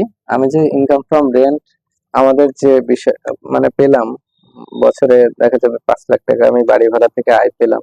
এই 5 লাখ টাকার মধ্যে তো আমার অনেক খরচ আছে, বাড়ির পেছনে আমার খরচ করতে হয়, আমার যে মানে মেইন ট্যাক্স দিতে হয়, বাড়ির অনেক খরচ আছে। এই খরচগুলোর জন্য সব তো আমার আর ইনকাম হিসেবে থাকে না, আমার খরচ হয়। এই খরচ হচ্ছে আপনি বাদ দিয়ে দেখাতে পারবেন। অর্থাৎ আপনি আপনার যে টাকাটা আপনি রেন্ট হিসেবে পাবেন বা হচ্ছে ইনকাম ফ্রম রেন্ট হিসেবে পাবেন, সেখান থেকে আপনি কিছু খরচ বাদ দিয়ে দেখাতে পারবেন। সেই খরচগুলা কি? যদি আপনি রেসিডেন্সিয়াল 1 নম্বরটা দেখেন, যদি রেসিডেন্সিয়াল পারপাস অর্থাৎ বাড়িতে থাকার জন্য ভাড়া দেন, রেসিডেন্সিয়াল পারপাসে থাকার জন্য আবাসনের জন্য ভাড়া দেন, তাহলে আপনি যে রেন্টাল ভ্যালু আপনি পাবেন, অর্থাৎ এই যে ক্যালকুলেশন আমরা দেখলাম, এই যে calculation total rental value calculation, লাস্টে আপনি যে টাকাটা পাবেন ওই টাকাটার 25% আপনি বাদ দিয়ে দেখাতে পারবেন। 25% যদি আপনি রেন্টাল ভ্যালু অর্থাৎ ইনকাম ফ্রম রেন্ট আপনার আহ ধরলাম 1 লাখ টাকা হয়েছে, ওখান থেকে আপনি 25,000 টাকা বাদ দিয়ে বাকি 75,000 টাকার উপরে ট্যাক্স দিতে হবে। আর যদি কমার্শিয়াল পারপাজে আপনি ভাড়া দেন, মানে হচ্ছে যদি কোনো ব্যাংক বা কোনো দোকান বা কোনো ইনস্টিটিউশনের কাছে ভাড়া দেন, সেক্ষেত্রে আপনি 30% পাবেন। ঠিক আছে, 1 লাখ টাকা পাইলে আপনি 30,000 টাকা খরচ হিসেবে দেখায়, বাকি 70,000 টাকার উপরে আপনার ট্যাক্স দিতে হবে। এখানে আর একটা কথা বলেছে, যদি 25% 30% আপনি পেলেন, ঠিক আছে, কিন্তু আপনার খরচ হয়েছে, আপনি দেখালেন যে খরচ এখান থেকে আপনি 30,000 টাকা পেলেন, ঠিক আছে, কিন্তু আপনার আসলে রিপেয়ার এবং মেনটেন্স এই দুইটা, এই 25% এবং 30% কিন্তু শুধুমাত্র আপনার যে অ্যাসেট সেটা রিপেয়ার এবং মেনটেন্স এর জন্য। অন্য খরচও আপনি পাবেন, শুধুমাত্র রিপেয়ার এবং মেনটেন্স এর জন্য আপনি কিন্তু এই 25% এবং 30% পাবেন। তাহলে ধরলাম 1 লাখ টাকা, এটা থেকে 30,000 টাকা আপনি বাদ দিয়ে দেখাতে পারবেন, কিন্তু আপনার রিপেয়ার এবং মেনটেন্স এর জন্য খরচ হচ্ছে 20,000 টাকা। তাহলে কিন্তু বাকি 10,000 টাকা আপনি ইনকামের মধ্যে যোগ থাকবে। ঠিক আছে, অর্থাৎ 80,000 টাকার উপর আপনার ট্যাক্স দেওয়া লাগবে। সেই জিনিসটা এখানে বলেছে যে যদি আপনার ফুল খরচ না হয়, আনস্পেন্ড যে অ্যামাউন্ট, এই আনস্পেন্ড অ্যামাউন্টের উপর আপনার special business income, special income হিসেবে ট্রিট হবে, অর্থাৎ ওইটার উপরেও ট্যাক্স দেওয়া লাগবে। আচ্ছা, রিপেয়ার এবং মেইনটেনেন্স এর জন্য 25% রেসিডেন্সিয়াল পারপাস এবং 30% কমার্শিয়াল পারপাসে আপনি পাচ্ছেন। অন্যান্য খরচও আপনি বাদ দিয়ে দেখাতে পারবেন। ল্যান্ড ট্যাক্স, মিউনিসিপাল ট্যাক্স অর্থাৎ পৌরসভার যে কর, ফায়ার ইন্স্যুরেন্সের জন্য যদি কোনো প্রিমিয়াম দেন সেটা বাদ দিয়ে দেখাতে পারবেন। 5 নাম্বারটা দেখেন, আপনি যদি কোনো প্রপার্টি করেন, কি করে? আপনি হচ্ছে লোন করে বা হচ্ছে আপনি কনস্ট্রাকশন বা রিপেয়ার করেন বা রিনিউ করেন, এক্ষেত্রে আপনি হচ্ছে ব্যাংক থেকে লোন নিয়ে আপনি এই কাজগুলো করেছেন, আপনি বাড়ি বানাইছেন বা বাড়ি রিপেয়ার করেছেন, সেক্ষেত্রে ওইখানে ওই বছরে যে সুদটা আপনি দেবেন, সুদ, লোনের পুরো টাকাটা না, সুদটা আপনি দিবেন, সেটা আপনি বাদ দিয়ে দেখাতে পারবেন, খরচ হিসেবে দেখাবেন। আচ্ছা, 6 নাম্বারটা দেখেন। 6 নাম্বারটা বলেছে যে আপনি যখন বাড়ি বানাবেন, আপনি সাপোজ 3 বছর ধরে বাড়ি বানাচ্ছেন, এই 3 বছরে আপনার কোনো ভাড়া থেকে আয় নেই, আপনার বাড়ি ভাড়া দেওয়ার মতো উপযুক্ত হয় না, কিন্তু 3 বছর ধরে আপনি বাড়ি বানাইছেন লোন নিয়ে, এই লোনের ইন্টারেস্ট আপনার 3 বছর ধরে দিতে হয়েছে। তো এক্সাম্পল হিসেবে ধরলাম 3 বছরে আপনি লোনের ইন্টারেস্ট দিচ্ছেন 30,000 করে, 90,000 টাকা, বছরে 30,000 টাকা করে, 3 বছরে 90,000 টাকা দিচ্ছেন। এখন চতুর্থ বছরে যে আপনি ভাড়া দেওয়া শুরু করেছেন, চতুর্থ বছর থেকে প্রত্যেক মাসে আপনি 50,000 টাকা করে, প্রত্যেক বছরে 50,000 টাকা করে ভাড়া পাচ্ছেন। তাহলে কি হবে? আপনি ওই যে 30,000 30,000 30,000 করে লোনের ইন্টারেস্ট দিচ্ছেন 3 বছরে, যখন ভাড়া ছিল না, ভাড়া আয় ছিল না, তাহলে ওই যে 90,000 টাকা ওইটা আপনি 3 ভাগে ভাগ করবেন। তাহলে প্রত্যেক ভাগে পড়বে 30,000 টাকা করে, 3 ভাগে ভাগ করলে ওই 30,000 টাকা করে আপনি ওই প্রত্যেক বছর থেকে চতুর্থ বছর, পঞ্চম বছর, ষষ্ঠ বছর আপনি ওই 30,000 টাকা করে বাদ দিয়ে দেখাইতে পারবেন। তার মানে চতুর্থ বছরে যে আপনি ভাড়া আয় শুরু করলেন বছরে 50,000, এখান থেকে আপনি 30,000 টাকা বাদ দিয়ে দেখাইতে পারবেন। আবার পঞ্চম বছরে 30,000 টাকা বাদ দিয়ে দেখাইতে পারবেন। ওই যে 90,000 টাকা ইন্টারেস্ট দিচ্ছেন ওইটাকে 3 ভাগে ভাগ করে 3টা ইকুয়াল ইনস্টলমেন্টে আপনার শোধ করতে হবে। এখন ধরলাম আপনি 50,000 টাকা করে ভাড়া না পেয়ে চতুর্থ বছর থেকে 20,000 টাকা করে ভাড়া পাচ্ছেন, তাহলে আপনি কত টাকা বাদ দিবেন? আপনি কিন্তু 30,000 বাদ দিতে পারতেছেন না, 20,000 বাদ দিতে পারতেছেন। তাহলে 3 বছরে 20,000 বাদ দিলে আপনার 60,000 টাকা বাদ যায়, বাকি 30,000 টাকা কিন্তু আপনার লস হবে, আপনি ওই টাকা আর বাদ দিতে পারবেন না।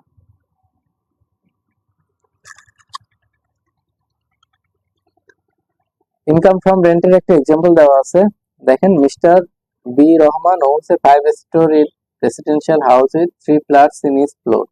এটা হচ্ছে 5 তলা একটা বিল্ডিং ভাড়া দিছে, প্রত্যেক ফ্লোরে 3টা ফ্ল্যাট।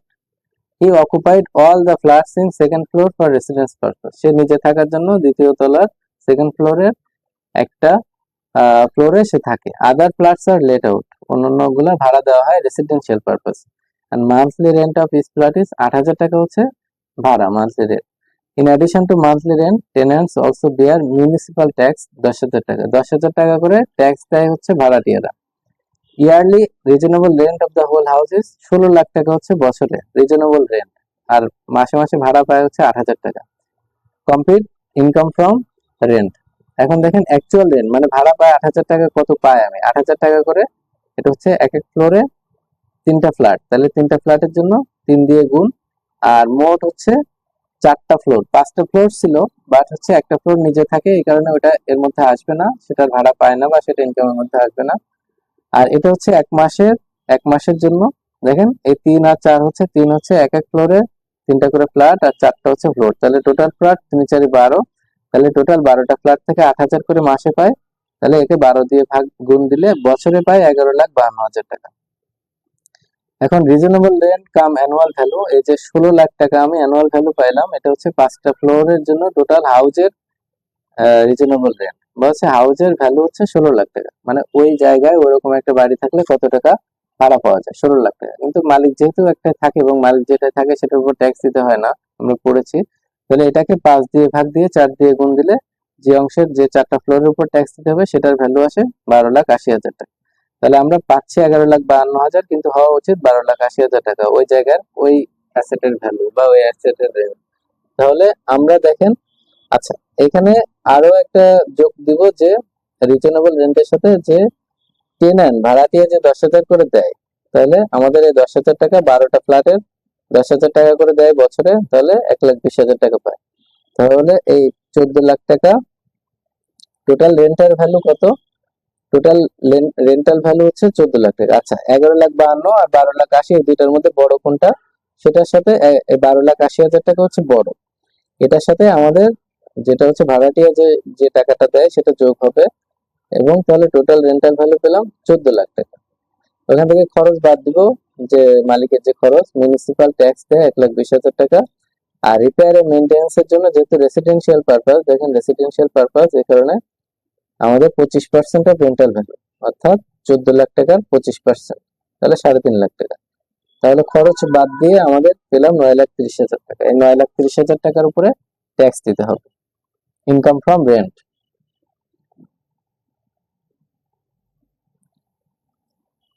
এমসিকিউ প্র্যাকটিস, রেন্ট থেকে বাড়ি ভাড়া আয়ের ক্ষেত্রে মেরামত ও রক্ষণাবেক্ষণ খাতে সর্বোচ্চ কত শতাংশ ছাড় পাওয়া যায়?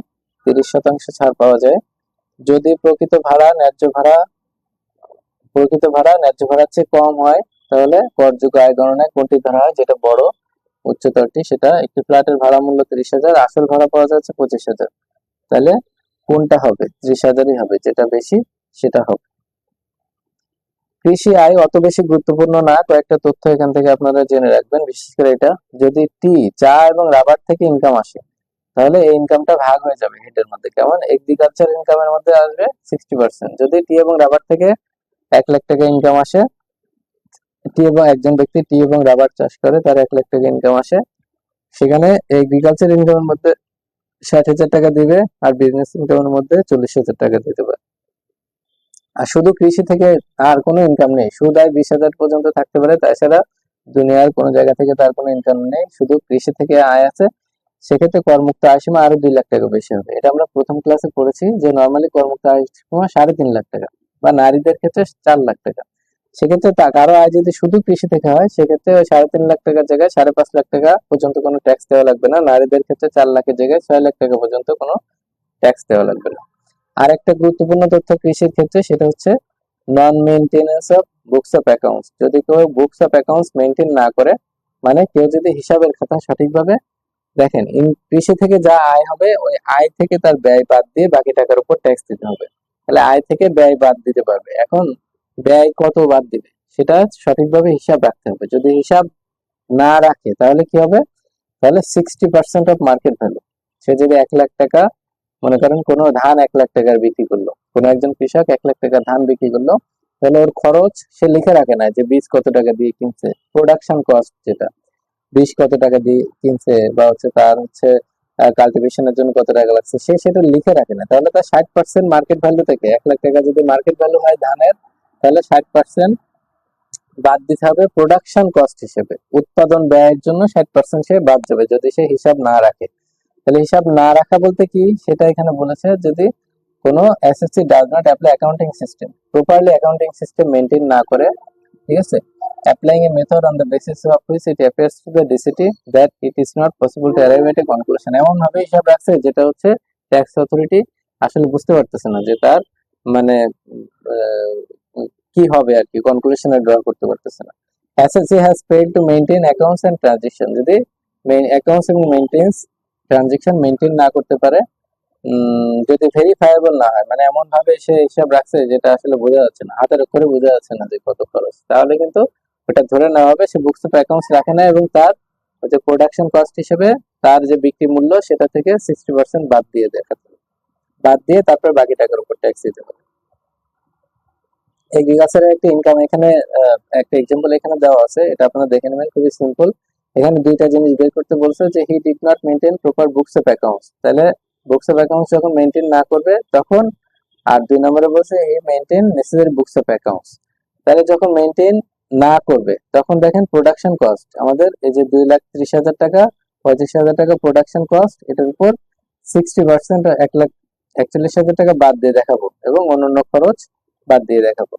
আর যখন মেইনটেইন করছে তাহলে অবশ্যই তার হিসাব আছে, এই যে প্রোডাকশন কস্টের মধ্যে এই যে cost of seeds, cultivation cost, এগুলো বাদ দিয়ে দেখা, তারপর বাকি খরচ বাদ দিয়ে বাকি টাকার উপর ট্যাক্স দিতে হবে। মূলধনী লাভ হচ্ছে ক্যাপিটাল গেইন হলে আমাদের কোনো ট্যাক্স দিতে হয় সেটার উপরে। ক্যাপিটাল গেইন কি, এটা মনে রাখবেন যে আপনি যদি কোনো অ্যাসেট কিনেন, ক্যাপিটাল অ্যাসেট কিনেন, অর্থাৎ 1 বছরের বেশি সময় ধরে যে অ্যাসেটটা ধরে রাখবেন, বা যে অ্যাসেটটা লং টার্ম আছে, সেই অ্যাসেটটা যদি আপনি কেনেন, কেনা দামের চেয়ে বেশি যদি আপনি বিক্রি করেন, তাহলে শুধুমাত্র ক্যাপিটাল গেইন আসবে। ক্যাপিটাল অ্যাসেট, তাহলে ক্যাপিটাল গেইন কখন হবে? মনে করেন আপনি একটা অ্যাসেট কিনছেন কিন্তু সেটা বিক্রি করেননি বা হস্তান্তর করেননি, আপনার সেটা দাম বেড়ে গেছে, সেটার উপর ট্যাক্স দেওয়া লাগবে না যতক্ষণ পর্যন্ত বিক্রি না করবেন। এই যে ক্যাপিটাল অ্যাসেট, এটা আপনার থাকবে এবং সেটা ট্রান্সফার করতে হবে। কিভাবে? সেল করে দিতে পারেন, এক্সচেঞ্জ করতে পারেন, বাতিল করে দিতে পারেন, তারপরে ক্যাপিটাল গেইন হবে। এবং সেটা আপনার কেনা দামের চেয়ে বেশি যদি আপনি বিক্রি করেন বা বেশি দামে এক্সচেঞ্জ করেন, তাহলে ক্যাপিটাল গেইন হবে। ক্যাপিটাল গেইন হলে ক্যাপিটাল গেইন ট্যাক্স দিতে হবে। তবে যে আপনি যদি লিস্টেড কোম্পানির শেয়ার থাকে, তাহলে আপনি 50,000 টাকা পর্যন্ত ক্যাপিটাল গেইনের উপরেও ট্যাক্স দেওয়া লাগবে না। আচ্ছা, ক্যাপিটাল গেইন ট্যাক্স কত? কোম্পানির ক্ষেত্রে একেবারে ফ্ল্যাট 15%। কোম্পানি যদি কোনো ক্যাপিটাল গেইন অর্জন করে তাহলে 15% ট্যাক্স দিতে হবে। আর ব্যক্তির ক্ষেত্রে একটু অন্যরকম। একটু মনে রাখেন, ব্যক্তির ক্ষেত্রে যদি 5 বছর ধরে রাখে কোনো অ্যাসেট এবং 5 বছর পরে বিক্রি করে, তাহলে কোম্পানির মতো 15%। মানে আপনি 2025 সালে একটা, মনে করেন 2015 সালে একটা অ্যাসেট কিনছিলেন, একটা প্রাইভেট কার কিনছিলেন 2015 সালে, সেটা 2025 সালে এসে আপনি যা দিয়ে কিনছিলেন তার চেয়ে 2 লাখ টাকা বেশি দামে বিক্রি করছেন, তাহলে 2 লাখ টাকা ক্যাপিটাল গেইন, এবং এটা 5 বছর পরে যেহেতু আপনার অ্যারাইজ হয়েছে 15 থেকে 25 সাল, তাহলে এটার উপর 15% দিতে হবে। কিন্তু 5 বছরের মধ্যে যদি আপনি কেনার 5 বছরের মধ্যে যদি, বা অ্যাকোয়ার করার 5 বছরের মধ্যে যদি বিক্রি করেন, তাহলে 15% না, তখন ওই যে স্ল্যাব রেটে বসাতে হবে। যেমন মনে করেন 15 সালে কিনে আপনি 17 সালে বিক্রি করে দিয়েছেন, তাহলে 5 বছরের আগে বিক্রি করে দিয়েছেন, 2 লাখ টাকা লাভ হয়েছে, ওই 2 লাখ টাকার উপর 15% হবে না, ওই 2 লাখ টাকার ওই যে স্ল্যাব আছে আপনার হচ্ছে প্রথম 3.5 লাখ পরে 1 লাখের উপরে 5%, পরে 3 লাখ 4 লাখের উপরে 10%, এই স্ল্যাবে বসে তারপরে আপনার ট্যাক্স দিতে হবে। আচ্ছা, ইনকাম ফ্রম ফাইন্যান্সিয়াল অ্যাসেট খুব বেশি গুরুত্বপূর্ণ না, এটা হচ্ছে দুইটা বিষয় থেকে আপনার আয়ের মধ্যে আসে। সুদ থেকে যেটা আয় আসবে সেটা হচ্ছে ইনকাম ফ্রম ফাইন্যান্সিয়াল অ্যাসেটের মধ্যে আসবে, এবং ডিভিডেন্ড থেকে যেটা বা লভ্যাংশ থেকে যেটা, সেটা ইনকাম ফ্রম ফাইন্যান্সিয়াল অ্যাসেট থেকে আসবে। আর জিরো কুপন বন্ড এবং সরকারি করমুক্ত সুদ অর্থাৎ গভর্নমেন্ট ট্যাক্স ফ্রি সিকিউরিটিজ, এটার উপরে কোনো ট্যাক্স দেওয়া লাগবে না। আর ইন্টারেস্টকে গ্রসিং আপ করে তারপর হচ্ছে আপনার আয়ের মধ্যে নিয়ে আসতে হয়। গ্রসিং আপ বলতে আপনার মনে করেন ব্যাংক থেকে আপনি অ্যাকাউন্টে যে টাকা পান, 85,000 টাকা পেলেন ব্যাংক থেকে, ব্যাংক কিন্তু আপনার টিডিএস করে। টিডিএস হচ্ছে ট্যাক্স ডিডাক্টেড অ্যাট সোর্স, এটাকে উইথ হোল্ডিং ট্যাক্স বলে, এটাকে উচ্ছে কর বলে। তাহলে ব্যাংক যখন আপনাকে 1 লাখ টাকা সুদ, আপনার সুদ হয়েছে 1 লাখ টাকা, কিন্তু ব্যাংক আপনাকে অ্যাকাউন্টে দেবে 85,000 টাকা। এই 15% ব্যাংক সুদের উপরে ট্যাক্সের নিয়ম হচ্ছে 15% সুদ দিতে হবে আপনার। তাহলে আপনাকে অ্যাকাউন্টে দিবে 85,000 টাকা, আর 15,000 টাকা ব্যাংক ট্যাক্স কেটে গভর্নমেন্টকে জমা দিবে। তাহলে আপনি সুদ পাচ্ছেন হচ্ছে 85,000, কিন্তু আপনার ইনকামের মধ্যে আপনি দেখাবেন 1 লাখ টাকা। কিভাবে? এই 85,000 ভাগ 100 মাইনাস 15, অর্থাৎ সুদের হার যেটা, গুণ 100, অর্থাৎ 1 লাখ টাকা আপনার কিন্তু সুদ আয়। ঠিক আছে? আচ্ছা, এমসিকিউ দেখে আসি। শুধুমাত্র কৃষি আয় থাকলে করমুক্ত সীমা অতিরিক্ত কত টাকা বাড়ে? 2 লাখ টাকা। হিসাব বই সংরক্ষণ না করলে কৃষি পণ্যের বাজার মূল্য কত শতাংশ অ্যালাউয়েবল এক্সপেন্ডিচার ধরা হবে? 60%। তালিকাভুক্ত কোম্পানি শেয়ার বিক্রি করে ব্যক্তিগত করদাতার 50 লাখ টাকা পর্যন্ত লাভ সম্পূর্ণ করমুক্ত, যে শেয়ার বাজারের যে বিষয়টা সেটা। কোনো মূলধনী সম্পত্তি বিক্রয় মূল্য যদি ক্রয় মূল্যের বেশি হয় তবে পার্থক্যকে ক্যাপিটাল গেইন বলে। 85,000 টাকা সুদ পেয়েছেন যা ট্যাক্স কেটে দেওয়া, net off tax 15%, gross income কত হবে? ওই যে ওইভাবে হিসাব করবো, 85,000 ভাগ 100 মাইনাস 15 গুণ 100, তাহলে 1 লাখ টাকা। জিরো কুপন বন্ড থেকে প্রাপ্ত আয় হচ্ছে করমুক্ত। এখন কোম্পানি অ্যাসেসমেন্টের পার্টে আমরা চলে এসেছি, ইন্ডিভিজুয়াল অ্যাসেসমেন্ট শেষ। কোম্পানির ক্ষেত্রে মেইনটেনেন্স অফ অ্যাকাউন্টস, অর্থাৎ প্রত্যেক কোম্পানিকে অ্যাকাউন্টস মেইনটেইন করতে হয় ট্যাক্স রুলস অনুযায়ী। কি কি? 1 মিনিট টু। আচ্ছা, every company shall furnish a copy of the trading account, profit and loss account and balance sheet in respect of the income year certified by a chartered accountant. তাহলে প্রত্যেক কোম্পানিকে trading account, profit and loss account এবং balance sheet তৈরি করতে হবে এবং certify করতে হবে চার্টার্ড অ্যাকাউন্টেন্ট দ্বারা। ঠিক আছে? এবং to the effect that accounts are maintained according to IAS and reported in accordance with IFRS and to be audited as per ISA. ঠিক আছে? তাহলে ট্যাক্স ল কি বলে? প্রত্যেক কোম্পানিকে কিন্তু আপনি হচ্ছে অ্যাকাউন্টস মেইনটেইন করতে হবে, সেটা সার্টিফাই করতে হবে চার্টার্ড অ্যাকাউন্টেন্ট দ্বারা যে আইএস আইএফআরএস অনুযায়ী হয়েছে কিনা অ্যাকাউন্টসটা, এবং কি করতে হবে? আইএস অনুযায়ী অডিটও করতে হবে। এখন কোম্পানিকে ট্যাক্স রিটার্ন যে সাবমিট করতে হয়, সাথে সাথে কি দিতে হয়? সাথে সাথে দিতে হয় অডিটেড স্টেটমেন্ট অফ অ্যাকাউন্টস। আমরা জানি ফাইন্যান্সিয়াল স্টেটমেন্ট কোম্পানির ক্ষেত্রে যে প্রত্যেক বছর তাদের ফাইন্যান্সিয়াল স্টেটমেন্ট অডিট বাধ্যতামূলক। তাহলে যে অডিটেড যে স্টেটমেন্ট অফ অ্যাকাউন্টস, যে ফাইন্যান্সিয়াল স্টেটমেন্ট অডিট করছে, সেই অডিটেড স্টেটমেন্ট দিতে হবে ট্যাক্স রিটার্নের সাথে। এবং হচ্ছে income competition sheet if taxable income differ from net profit শুনে, যদি হচ্ছে নেট প্রফিটের সাথে ট্যাক্সেবল ইনকাম আলাদা হয় তাহলে আলাদা কম্পিটিশন শিট দিতে হবে। নরমালি আলাদা হয়, কারণ হচ্ছে নেট ইনকাম বের করার সময় আমরা যে খরচগুলো বাদ দেই, আমরা নেট ইনকাম কিভাবে বের করি? আমরা ফাইন্যান্সিয়াল স্টেটমেন্টে, ইনকাম স্টেটমেন্টে নেট ইনকাম বের করি, সেলস বা হচ্ছে ইনকাম মাইনাস এক্সপেন্স। কিন্তু যে এক্সপেন্স গুলো আমরা নেট ইনকাম বের করার সময় বাদ দেই, ডেপ্রিসিয়েশন বাদ দেই আমাদের হচ্ছে এই হিসাব অনুযায়ী, বা আরো অনেক কিছু বাদ দেই, সেই সব বাদ দেওয়াগুলা আমরা কিন্তু ট্যাক্সের ক্ষেত্রে বাদ দিয়ে দেখাইতে পারবো না। কিছু কিছু ট্যাক্স আমাকে এক্সপেন্স হিসেবে অ্যালাউ করবে না, সেগুলো কিন্তু আমরা বাদ দিয়ে দেখাতে পারবো না। ঠিক আছে? তো এরকম যদি আলাদা থাকে তাহলে আলাদা কম্পিটিশন শিট দিয়ে কিন্তু ট্যাক্স অফিসে জমা দিতে হবে রিটার্নের সাথে। খুবই গুরুত্বপূর্ণ কোম্পানির ক্ষেত্রে ট্যাক্স হার, যেটা দেখেন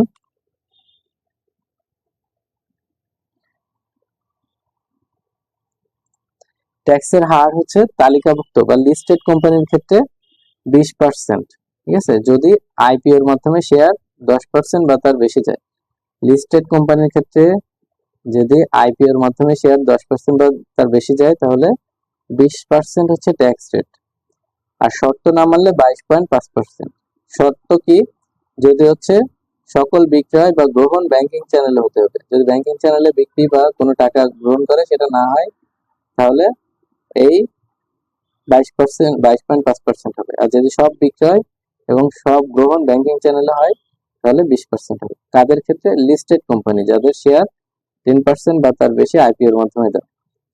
2 নম্বর শর্তের মধ্যে আরো আছে, আপনার শুধুমাত্র এই যে বিক্রয় গ্রহণ ব্যাংকিং চ্যানেলে হলে হবে না, যদি কোনো ব্যয় করেন এক্সপেন্স বা বিক্রয় এর ক্ষেত্রে 5 লাখ টাকার বেশি নগদ আপনি কাউকে পে করতে পারবেন না, দিতে পারবেন না। একটা লেনদেন, কোন লেনদেনের ক্ষেত্রে 5 লাখ টাকার আপনি 6 লাখ টাকা যদি এক বছরের মধ্যে কাউকে পে করেন, ধরেন আপনি কোনো কিছু কিনেছেন 6 লাখ টাকা তাকে নগদ দিয়ে দিলেন, তাহলে কিন্তু এই ট্যাক্স 22.5% হয়ে যাবে।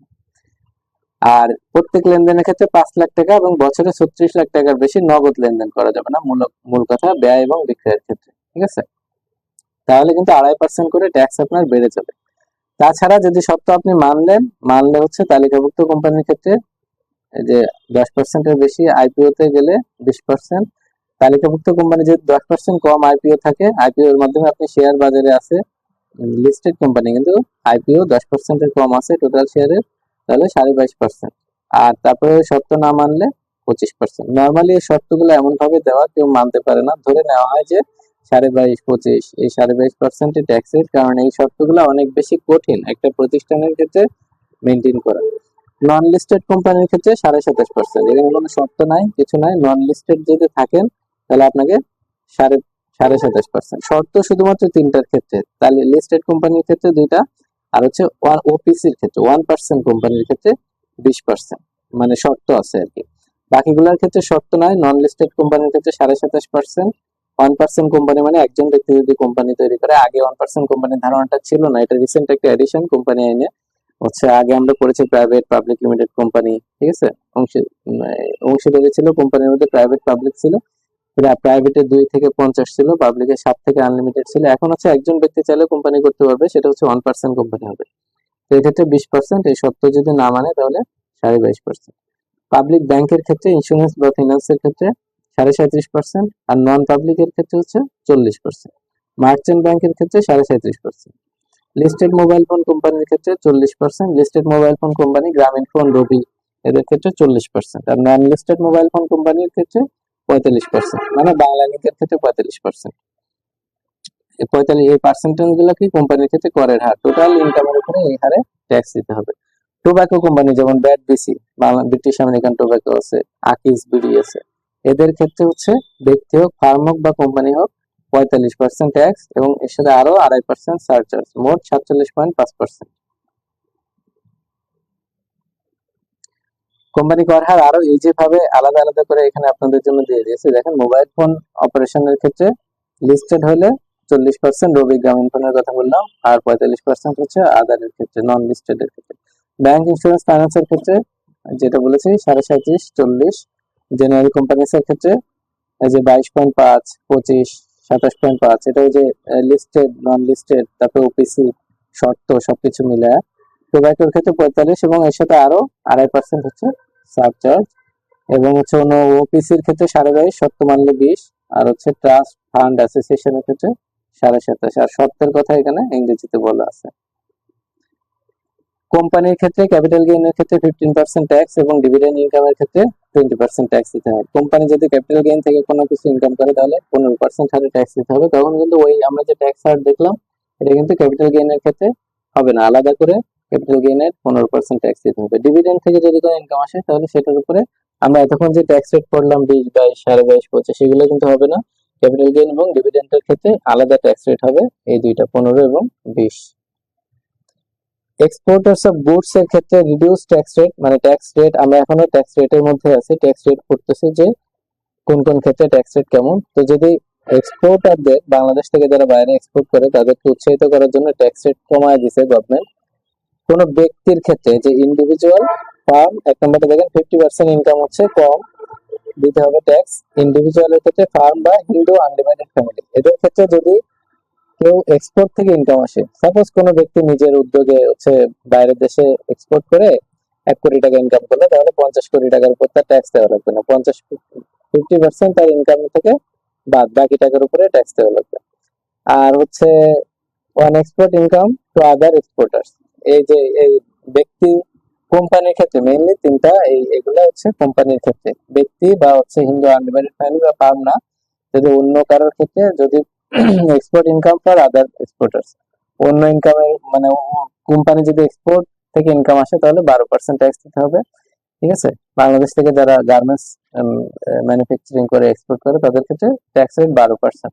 আবার ওই প্রতিষ্ঠানগুলো যদি লিড সার্টিফাইড হয়, লিড হচ্ছে এনভায়রনমেন্ট একটা সার্টিফিকেট, যেটা হচ্ছে এনভায়রনমেন্টাল কোনো ক্ষতি করতেছে না এই প্রতিষ্ঠান, এরকম আর কি। তো যদি এরকম সার্টিফিকেট তাদের থাকে যে এনভায়রনমেন্ট ফ্রেন্ডলি অর্গানাইজেশন, সেক্ষেত্রে তাদের ক্ষেত্রে 10%, এক্সপোর্ট ইনকামের 10% ট্যাক্স দিতে হবে। আর হচ্ছে টেক্সটাইল ইন্ডাস্ট্রির ক্ষেত্রে যারা হচ্ছে ইয়ার্ন ফেব্রিক ম্যানুফ্যাকচার করে, ডাইং ফিনিশিং করে, মূলত টেক্সটাইল অর্গানাইজেশনের ক্ষেত্রে 15% ট্যাক্স রেট। তাহলে নন লিস্টেড কোম্পানির কর হার কত? 27.5%, এখানে কোনো শর্ত নাই। নন পাবলিক ইন্স্যুরেন্স ফিনান্সের ক্ষেত্রে 40%, আর পাবলিকের ক্ষেত্রে হচ্ছে 37.5%। টোবাকো কোম্পানির সারচার্জ সহ হচ্ছে 47.5%, কারণ হচ্ছে কর হার 45 আর সারচার্জ 2.5%। মার্চেন্ট ব্যাংকের কর হার হচ্ছে 37.5%, লিস্টেড মোবাইলের 40%, নন লিস্টেড মোবাইল ফোন কোম্পানির কর হার হচ্ছে 45%। তাহলে আমরা কোম্পানির ক্ষেত্রে কোন টাকার, আমরা যে রেটটা ক্যালকুলেশন করলাম এতক্ষণ, ওটা কোন অ্যামাউন্টের উপরে আমাদের রেটটা ক্যালকুলেশন হবে সেটা এখানে বলেছে। অ্যাকাউন্টিং প্রফিট মানে আমরা ফাইন্যান্সিয়াল স্টেটমেন্ট অর্থাৎ ইনকাম স্টেটমেন্টে যে প্রফিটটা বের করি, নেট প্রফিট, ওটার সাথে যোগ বিয়োগ করে আমরা কিন্তু যে ট্যাক্সেবল ইনকাম বের করি। তাহলে আমাদের নেট প্রফিটটা নিতে হবে প্রথমে, আমাদের যে ইনকাম স্টেটমেন্টের নেট প্রফিট, ওইখান থেকে আমরা অনেক কিছু বাদ দিব, অনেক কিছু যোগ করব, তারপরে যে অ্যামাউন্টটা আসবে সেটার উপর ট্যাক্স দিতে হবে। তাহলে অ্যাকাউন্টিং প্রফিটের সাথে আমরা বাদ দিয়ে ডিডাকশনস নট যোগ করি ডিডাকশনস নট অ্যাডমিসিবল। তার মানে যে খরচগুলো আপনি বাদ দিয়ে নেট প্রফিট বের করছেন, আমরা নেট প্রফিট বের করি, অ্যাকাউন্টিং প্রফিট বের করি কিভাবে? Income minus expense, salary expense, অমুক এক্সপেন্স, তমুক এক্সপেন্স। এখন সব এক্সপেন্স আপনি ট্যাক্স ল অনুযায়ী বাদ দিতে পারবেন না, তাহলে যেগুলো অ্যাডমিসিবল না, কোনগুলো অ্যাডমিসিবল না আমরা পরবর্তীতে দেখবো বিস্তারিত, সেগুলো আপনি এর সাথে যোগ দিয়ে দিবেন। তারপর স্পেশাল বিজনেস ইনকাম যদি থাকে সেগুলো আপনি এর মধ্যে যোগ দিয়ে দিতে পারবেন। স্পেশাল বিজনেস ইনকাম কোনগুলো হবে সেগুলো আমরা দেখবো। Special areas of business income এই অ্যাকাউন্টিং প্রফিটের সাথে যোগ দিয়ে, তারপর হচ্ছে ইনকাম ট্রিটেড সেপারেটলি আপনি বাদ দিতে পারবেন, যে যেমন হচ্ছে ডিভিডেন্ড ইনকাম, তারপর হচ্ছে আপনার ক্যাপিটাল গেইন ইনকাম, হচ্ছে ট্যাক্স ডেপ্রিসিয়েশন, এগুলো আপনি বাদ দিয়ে তার উপরে আপনি ট্যাক্স দিবেন বা ট্যাক্সেবল ইনকাম বের করবেন বিজনেসে। তাহলে এক্সপেন্ডিচার আমরা ট্যাক্স ল অনুযায়ী আমরা দেখলাম, অ্যাকাউন্টিং অনুযায়ী আমরা যে এক্সপেন্স গুলো বাদ দিয়ে দেখায় তারপরে নেট প্রফিট বের করি, কিন্তু ট্যাক্সেবল যে ইনকাম সেটা নেট প্রফিটের সমান না, কারণ এরা হচ্ছে সব এক্সপেন্স অ্যালাউ করে না, তুমি এক্সপেন্স হিসেবে দেখালে এটা এরা দিবে না তোমাকে এক্সপেন্স। ঠিক আছে, তাহলে কোনগুলা দিবে? যেগুলো হচ্ছে জেনারেল কথাবার্তা, any expenditure incurred wholly and exclusively for the business purpose, শুধুমাত্র বিজনেসের জন্য এবং ফুলি এবং এক্সক্লুসিভলি বিজনেসের জন্য যে ব্যয়টা করা হয়েছে। আপনি বিজনেস থেকে পার্সোনাল কোনো গেইন নিলেন বা নিজের নিজের আপনি বিমা চালানো দিলেন বা মালিকের নিজের ব্যক্তিগত খরচ চালালেন, সেগুলো কিন্তু আপনার এক্সপেন্স দিবে না। আপনি নেট প্রফিট বের করার সময় দেখাইতে পারেন, কিন্তু ট্যাক্সেবল ইনকাম বের করার সময় দেখাতে পারবেন। তাহলে অ্যালাউ করা হবে না কোনগুলো, সেগুলা এখানে বিস্তারিত বলা আছে। দেখেন আমি শুধু পয়েন্ট ধরে ধরে বলে দিচ্ছি, যে যেগুলো আপনার এক্সপেন্স আপনি নেট প্রফিটে বের করার সময় দেখাতে পারবেন, কিন্তু ট্যাক্স ল অনুযায়ী আপনি এক্সপেন্স গুলো দেখাতে পারবেন না, এক্সপেন্স গুলো আপনার ইনকামের সাথে আবার যোগ করে দিতে হবে। ঠিক আছে, এই এক্সপেন্স গুলা আপনি বাদ দিতে পারবেন না, এটার উপর ট্যাক্স দিতে হবে। কোনগুলা? নন কমপ্লায়েন্স অফ উইথহোল্ডিং ট্যাক্স, মানে আপনি কোনো বেতন দিছেন বা কাউকে কোনো পে করছেন, কিন্তু আপনি টিডিএস কেটে রাখেননি, তার ট্যাক্স কেটে রাখেননি। ওই যে ব্যাংক 1 লাখ টাকা দিচ্ছিল, 1 লাখ টাকা সুদ হয়েছে, আপনাকে 85,000 টাকা দিল, 15,000 টাকা কেটে রাখছে, এরকম আপনি যদি কেটে রাখার দায়িত্ব আপনাকে দেওয়া থাকে, উইথহোল্ডিং এন্টিটি হন, তাহলে কেটে রাখার দায়িত্ব, মনে করেন স্যালারি দেওয়ার সময় আপনার ট্যাক্স কেটে রাখার ইনকাম ট্যাক্স আইন অনুযায়ী আপনার রাখতে হবে। আপনি ট্যাক্স কেটে না রেখে তার পুরোটাই দিয়ে দিলেন, তাহলে কিন্তু ওই যে স্যালারিটা দিলেন ওটা আপনি এক্সপেন্স হিসেবে দেখাতে পারবেন না, ওটা আপনার ডিসঅ্যালাউড এক্সপেন্স। এক্সেস পারকুইজিট 20 লাখ টাকা পর্যন্ত আপনি পারকুইজিট দিতে পারবেন। পারকুইজিট পড়েছি যে ওই যে 6টা বিষয় বাদে মূল বেতন, বকেয়া বেতন, বোনাস এগুলো বাদে বাকি যে সুযোগ সুবিধা প্রদান করে যে প্রতিষ্ঠান, সেটা হচ্ছে পারকুইজিটের মধ্যে। এই পারকুইজিট আপনি এক এক ব্যক্তিকে 20 লাখ টাকার বেশি দিতে পারবেন না। আপনি আপনার কোম্পানির সিএফও কে আপনি 25 লাখ টাকার পারকুইজিট দিলেন, বেনিফিট দিলেন, গাড়ি দিলেন, বাড়ি দিলেন, অন্যান্য সুযোগ সুবিধা দিলেন, বিভিন্ন নামে টাকা দিলেন। আপনি ওই খরচটা 20 লাখ টাকার বেশি আপনি দেখাতে পারবেন না। বাকি 5 লাখ টাকা আপনার যোগ করে দিতে হবে আয়ের সাথে। ঠিক আছে? রয়্যালটি, টেকনিক্যাল নো হাউ ফিসের ক্ষেত্রে আমাদের রয়্যালটি আপনি যে খরচ দেখাবেন বা হচ্ছে টেকনিক্যাল নো হাউ ফিস, এই যে খরচটা দেখাবেন এটা হচ্ছে lower of 15% of net profit আর 6% অফ টার্নওভার। আপনার নেট প্রফিট যেটা আসবে সেটার 15% অথবা টার্নওভার যেটা থাকবে সেটার 6%, এই দুইটার মধ্যে যেটা কম সেটা আপনি সর্বোচ্চ টেকনিক্যাল নো হাউ ফিস হিসেবে খরচ দেখাতে পারবেন।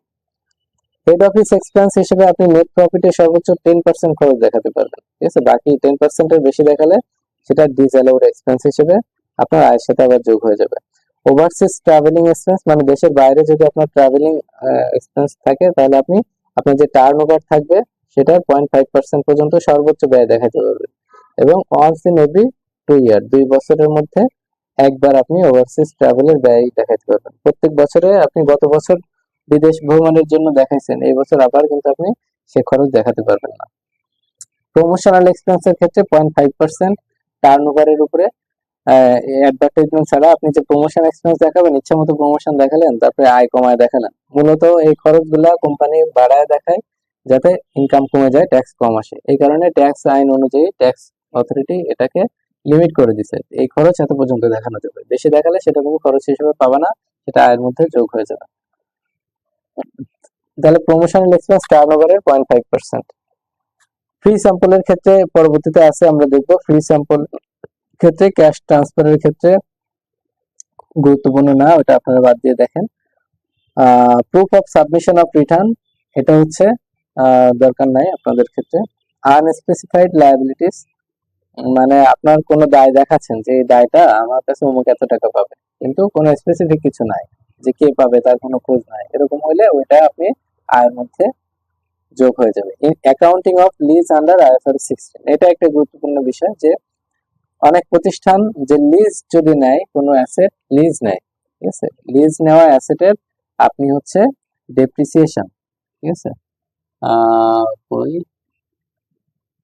ডেপ্রিসিয়েশন এন্ড ইন্টারেস্ট, এই যে ডেপ্রিসিয়েশন এবং সুদ, এই লিজ নেওয়া সম্পত্তির ডেপ্রিসিয়েশন এবং সুদ আপনি খরচ হিসেবে দেখাতে পারবেন না, তাহলে দেখাতে পারবেন কি রেন্ট, আপনি রেন্টাল পেমেন্ট এক্সপেন্স হিসেবে দেখাতে পারেন। তাহলে মূল কথা হচ্ছে লিজ নেওয়া সম্পত্তির ডেপ্রিসিয়েশন এবং ইন্টারেস্ট দেখাতে পারবেন না, দেখাতে পারবেন হচ্ছে তার পেমেন্ট, রেন্ট যে পরিশোধ করতেছেন সেই এক্সপেন্সটা। ইম্পেয়ারমেন্ট লস এর প্রভিশন আপনি খরচ হিসেবে দেখাতে পারবেন না। আনঅ্যাপ্রুভড ফান্ড কন্ট্রিবিউশন এর ক্ষেত্রে আপনি খরচ দেখাতে পারবেন না, এবং ইন্টারেস্টের এটাও দরকার নাই। তাহলে দেখেন একটা প্রতিষ্ঠান, এই যে ফার্মাসিউটিক্যাল প্রতিষ্ঠান বা কসমেটিক্স যারা, তারা হচ্ছে স্যাম্পল দেয় তাদের নতুন কোনো প্রোডাক্ট আসলে, বা তারা নর্মালি ডাক্তারকে বা তাদের পণ্যের প্রচারের জন্য স্যাম্পল দেয়। স্যাম্পলের ক্ষেত্রে কত পার্সেন্ট পর্যন্ত স্যাম্পল দিতে পারবে, ঠিক আছে, কত টাকা পর্যন্ত স্যাম্পল দিতে পারবে। যদি ফার্মাসিউটিক্যাল কোম্পানির ক্ষেত্রে দেখেন, যদি তাদের 5 কোটি টাকা পর্যন্ত টার্নওভার হয় বা বছরে সেলস হয় বা রেভিনিউ হয়, তাহলে ওই টার্নওভারের 2% পর্যন্ত স্ট্রেট টু, মানে যদি 4 কোটি টাকা হয় তাহলে 4 কোটি ইন্টু 2%, যে টাকা আসবে সেটা সর্বোচ্চ স্যাম্পল হিসেবে খরচ করতে পারবে। যদি 10 কোটি টাকা হয়, ধরলাম 8 কোটি টাকা টার্নওভার হয় স্কয়ার ফার্মাসিউটিক্যালস, তাহলে সেক্ষেত্রে 8 কোটি টাকার উপর 1% দিলে যে টাকা হয় 8 লাখ টাকা হয়, 8 লাখ টাকার স্যাম্পল দিতে পারবে সর্বোচ্চ। এখন কেউ যদি 8 লাখ টাকা সর্বোচ্চ আপনি স্যাম্পল ব্যয় দেখাতে পারবেন, কিন্তু আপনি 20 লাখ টাকা স্যাম্পল দিচ্ছেন, তাহলে 12 লাখ টাকা কিন্তু আপনার মানে ট্যাক্স ইনকামের সাথে যোগ হয়ে যাবে, ওই 12 লাখ টাকার উপর ট্যাক্স আসবে।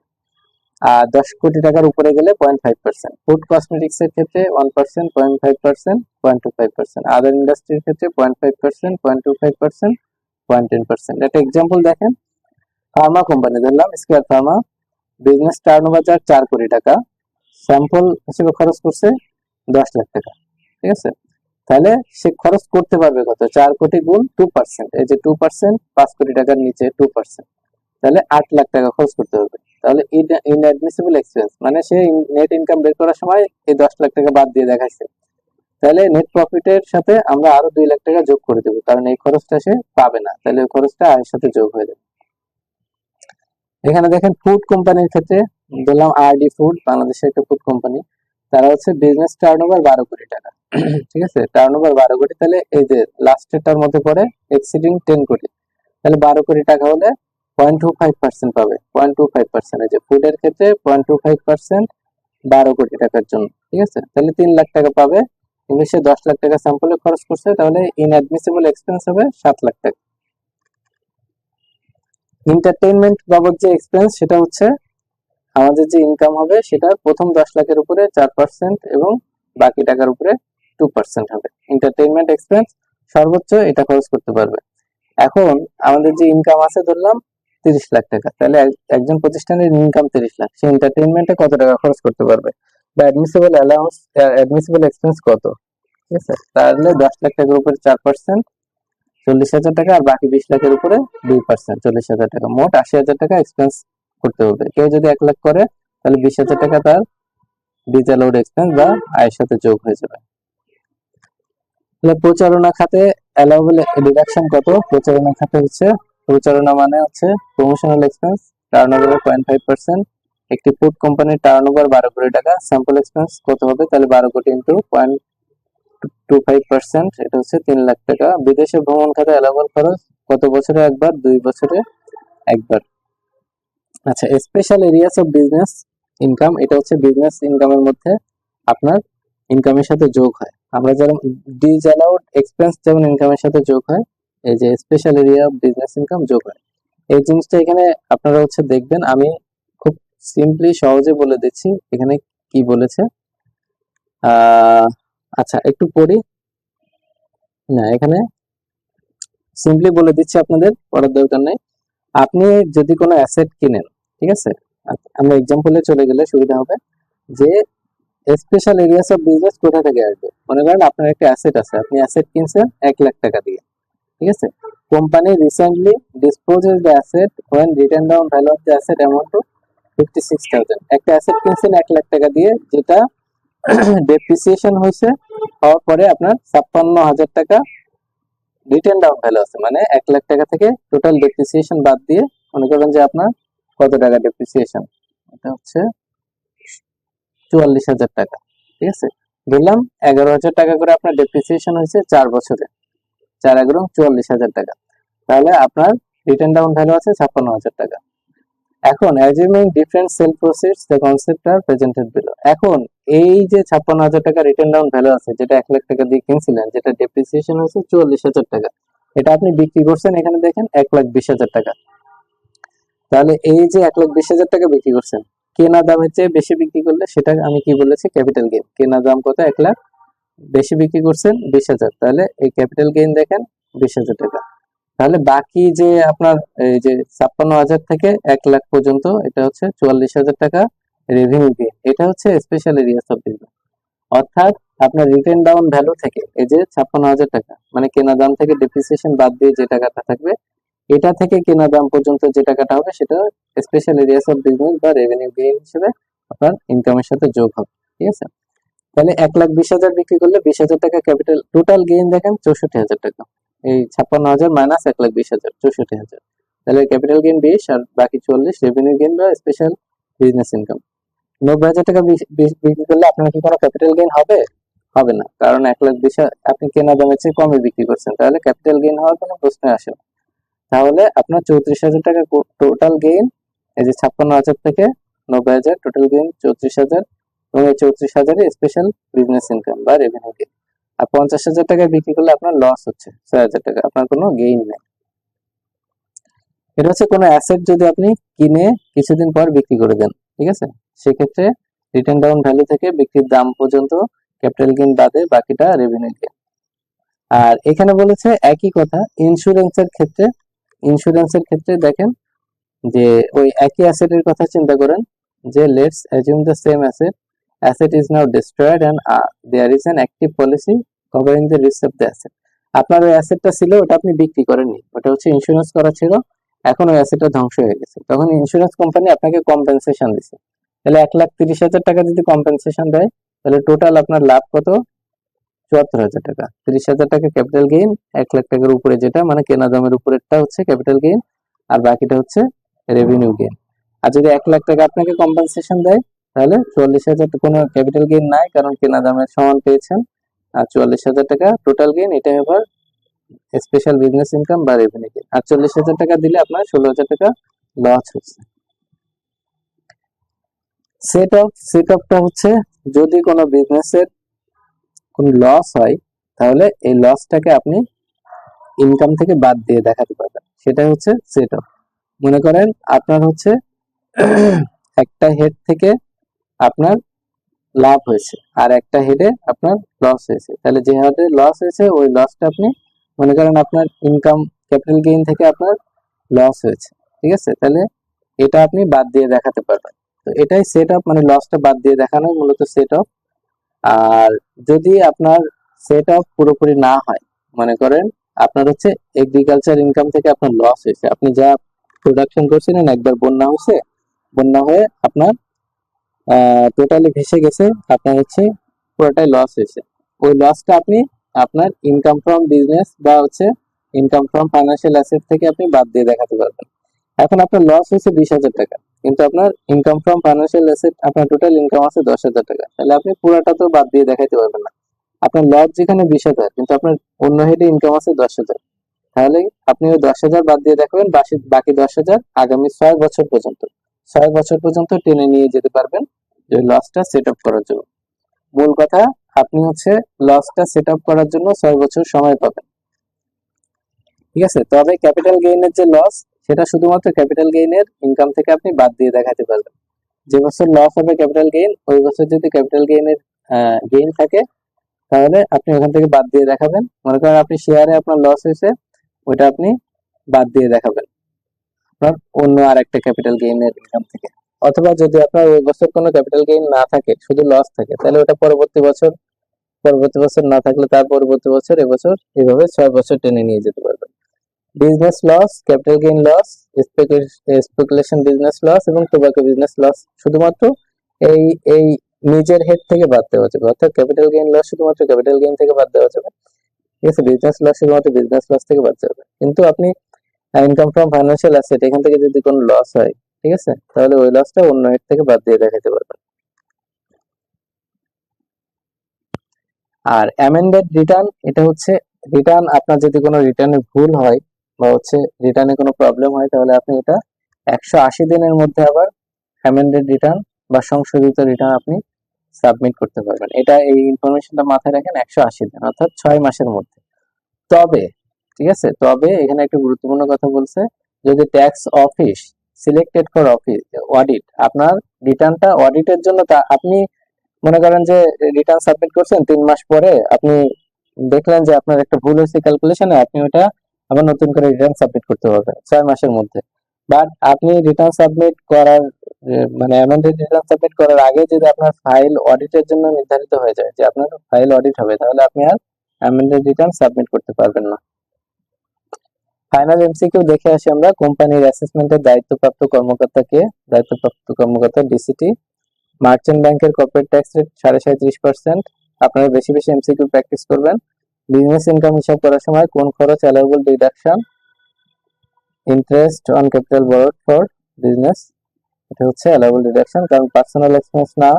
তারপর হচ্ছে এন্টারটেইনমেন্ট এক্সপেন্স ফুলি না, এটা হচ্ছে 4% এবং 2% এটা দেখেছি। ইনকাম ট্যাক্স পেইডও, এটা আমরা অ্যালাউবল পাই না। কোম্পানি যদি ইলিগাল বিজনেস করে তার প্রফিট ট্যাক্সেবল? অবশ্যই ট্যাক্সেবল হবে, কারণ ট্যাক্সের ক্ষেত্রে ইলিগাল বিষয়টা না, ওটা দুদক দেখবে বা অন্য অথরিটি দেখবে, আপনার ইনকাম হলে ট্যাক্স দিতে হবে। বিজনেস ইনকাম হিসাব করার সময় কোন খরচ ডিসঅ্যালাউ করা হয়? সেটা হচ্ছে entertainment expense beyond limit. Business loss কত বছর পর্যন্ত ক্যারি ফরওয়ার্ড করা যায়? 6 বছর পর্যন্ত ক্যারি ফরওয়ার্ড করা যায়। তো এই ছিল আমাদের আজকের ক্লাস এবং লাস্ট ক্লাস, ট্যাক্সেশনের লাস্ট ক্লাস। আপনারা যে কাজটি করবেন সেটা হচ্ছে যে তথ্যগুলো রয়েছে ইন্ডিভিজুয়াল অ্যাসেসমেন্টের এবং কোম্পানি অ্যাসেসমেন্টের, বিশেষ করে ডিসঅ্যালাউড এক্সপেন্সের যে বিষয়গুলো, কোম্পানি ট্যাক্স হার, ইন্ডিভিজুয়ালের ট্যাক্স সারচার্জ বা হচ্ছে অন্য বিষয়গুলো খুব ভালো করে ইনফরমেশন গুলো মাথায় রাখবেন, যেহেতু আপনাদের ম্যাথ আসবে না বড়, ছোট কেস দিয়ে তারপরে 2-3টা ম্যাথও দিয়ে দিতে পারে। তো ছোট ছোট কেস থাকতে পারে। আর এই তথ্যগুলো পড়বেন, ইনকাম ট্যাক্সের বেসিকটা আপনারা ভালো করে ক্লিয়ার করে রাখবেন। আর যখন ক্লাস করবেন তখন অবশ্যই নিজে আপনি ট্যাক্স পেয়ার ভাববেন নিজেকে, তাহলে বুঝতে সুবিধা হবে। তো আজকে লাস্ট ক্লাস ছিল। আপনাদের যদি কোনো কোয়ারি থাকে বা প্রশ্ন থাকে কমেন্টে করবেন, আমি অ্যান্সার দেওয়ার ট্রাই করব। আর সবার জন্য শুভকামনা থাকলো, সবাই পরীক্ষা ভালো দিবেন। আর আমার জন্য দোয়া করবেন। সবাই ভালো থাকেন। আসসালামু আলাইকুম।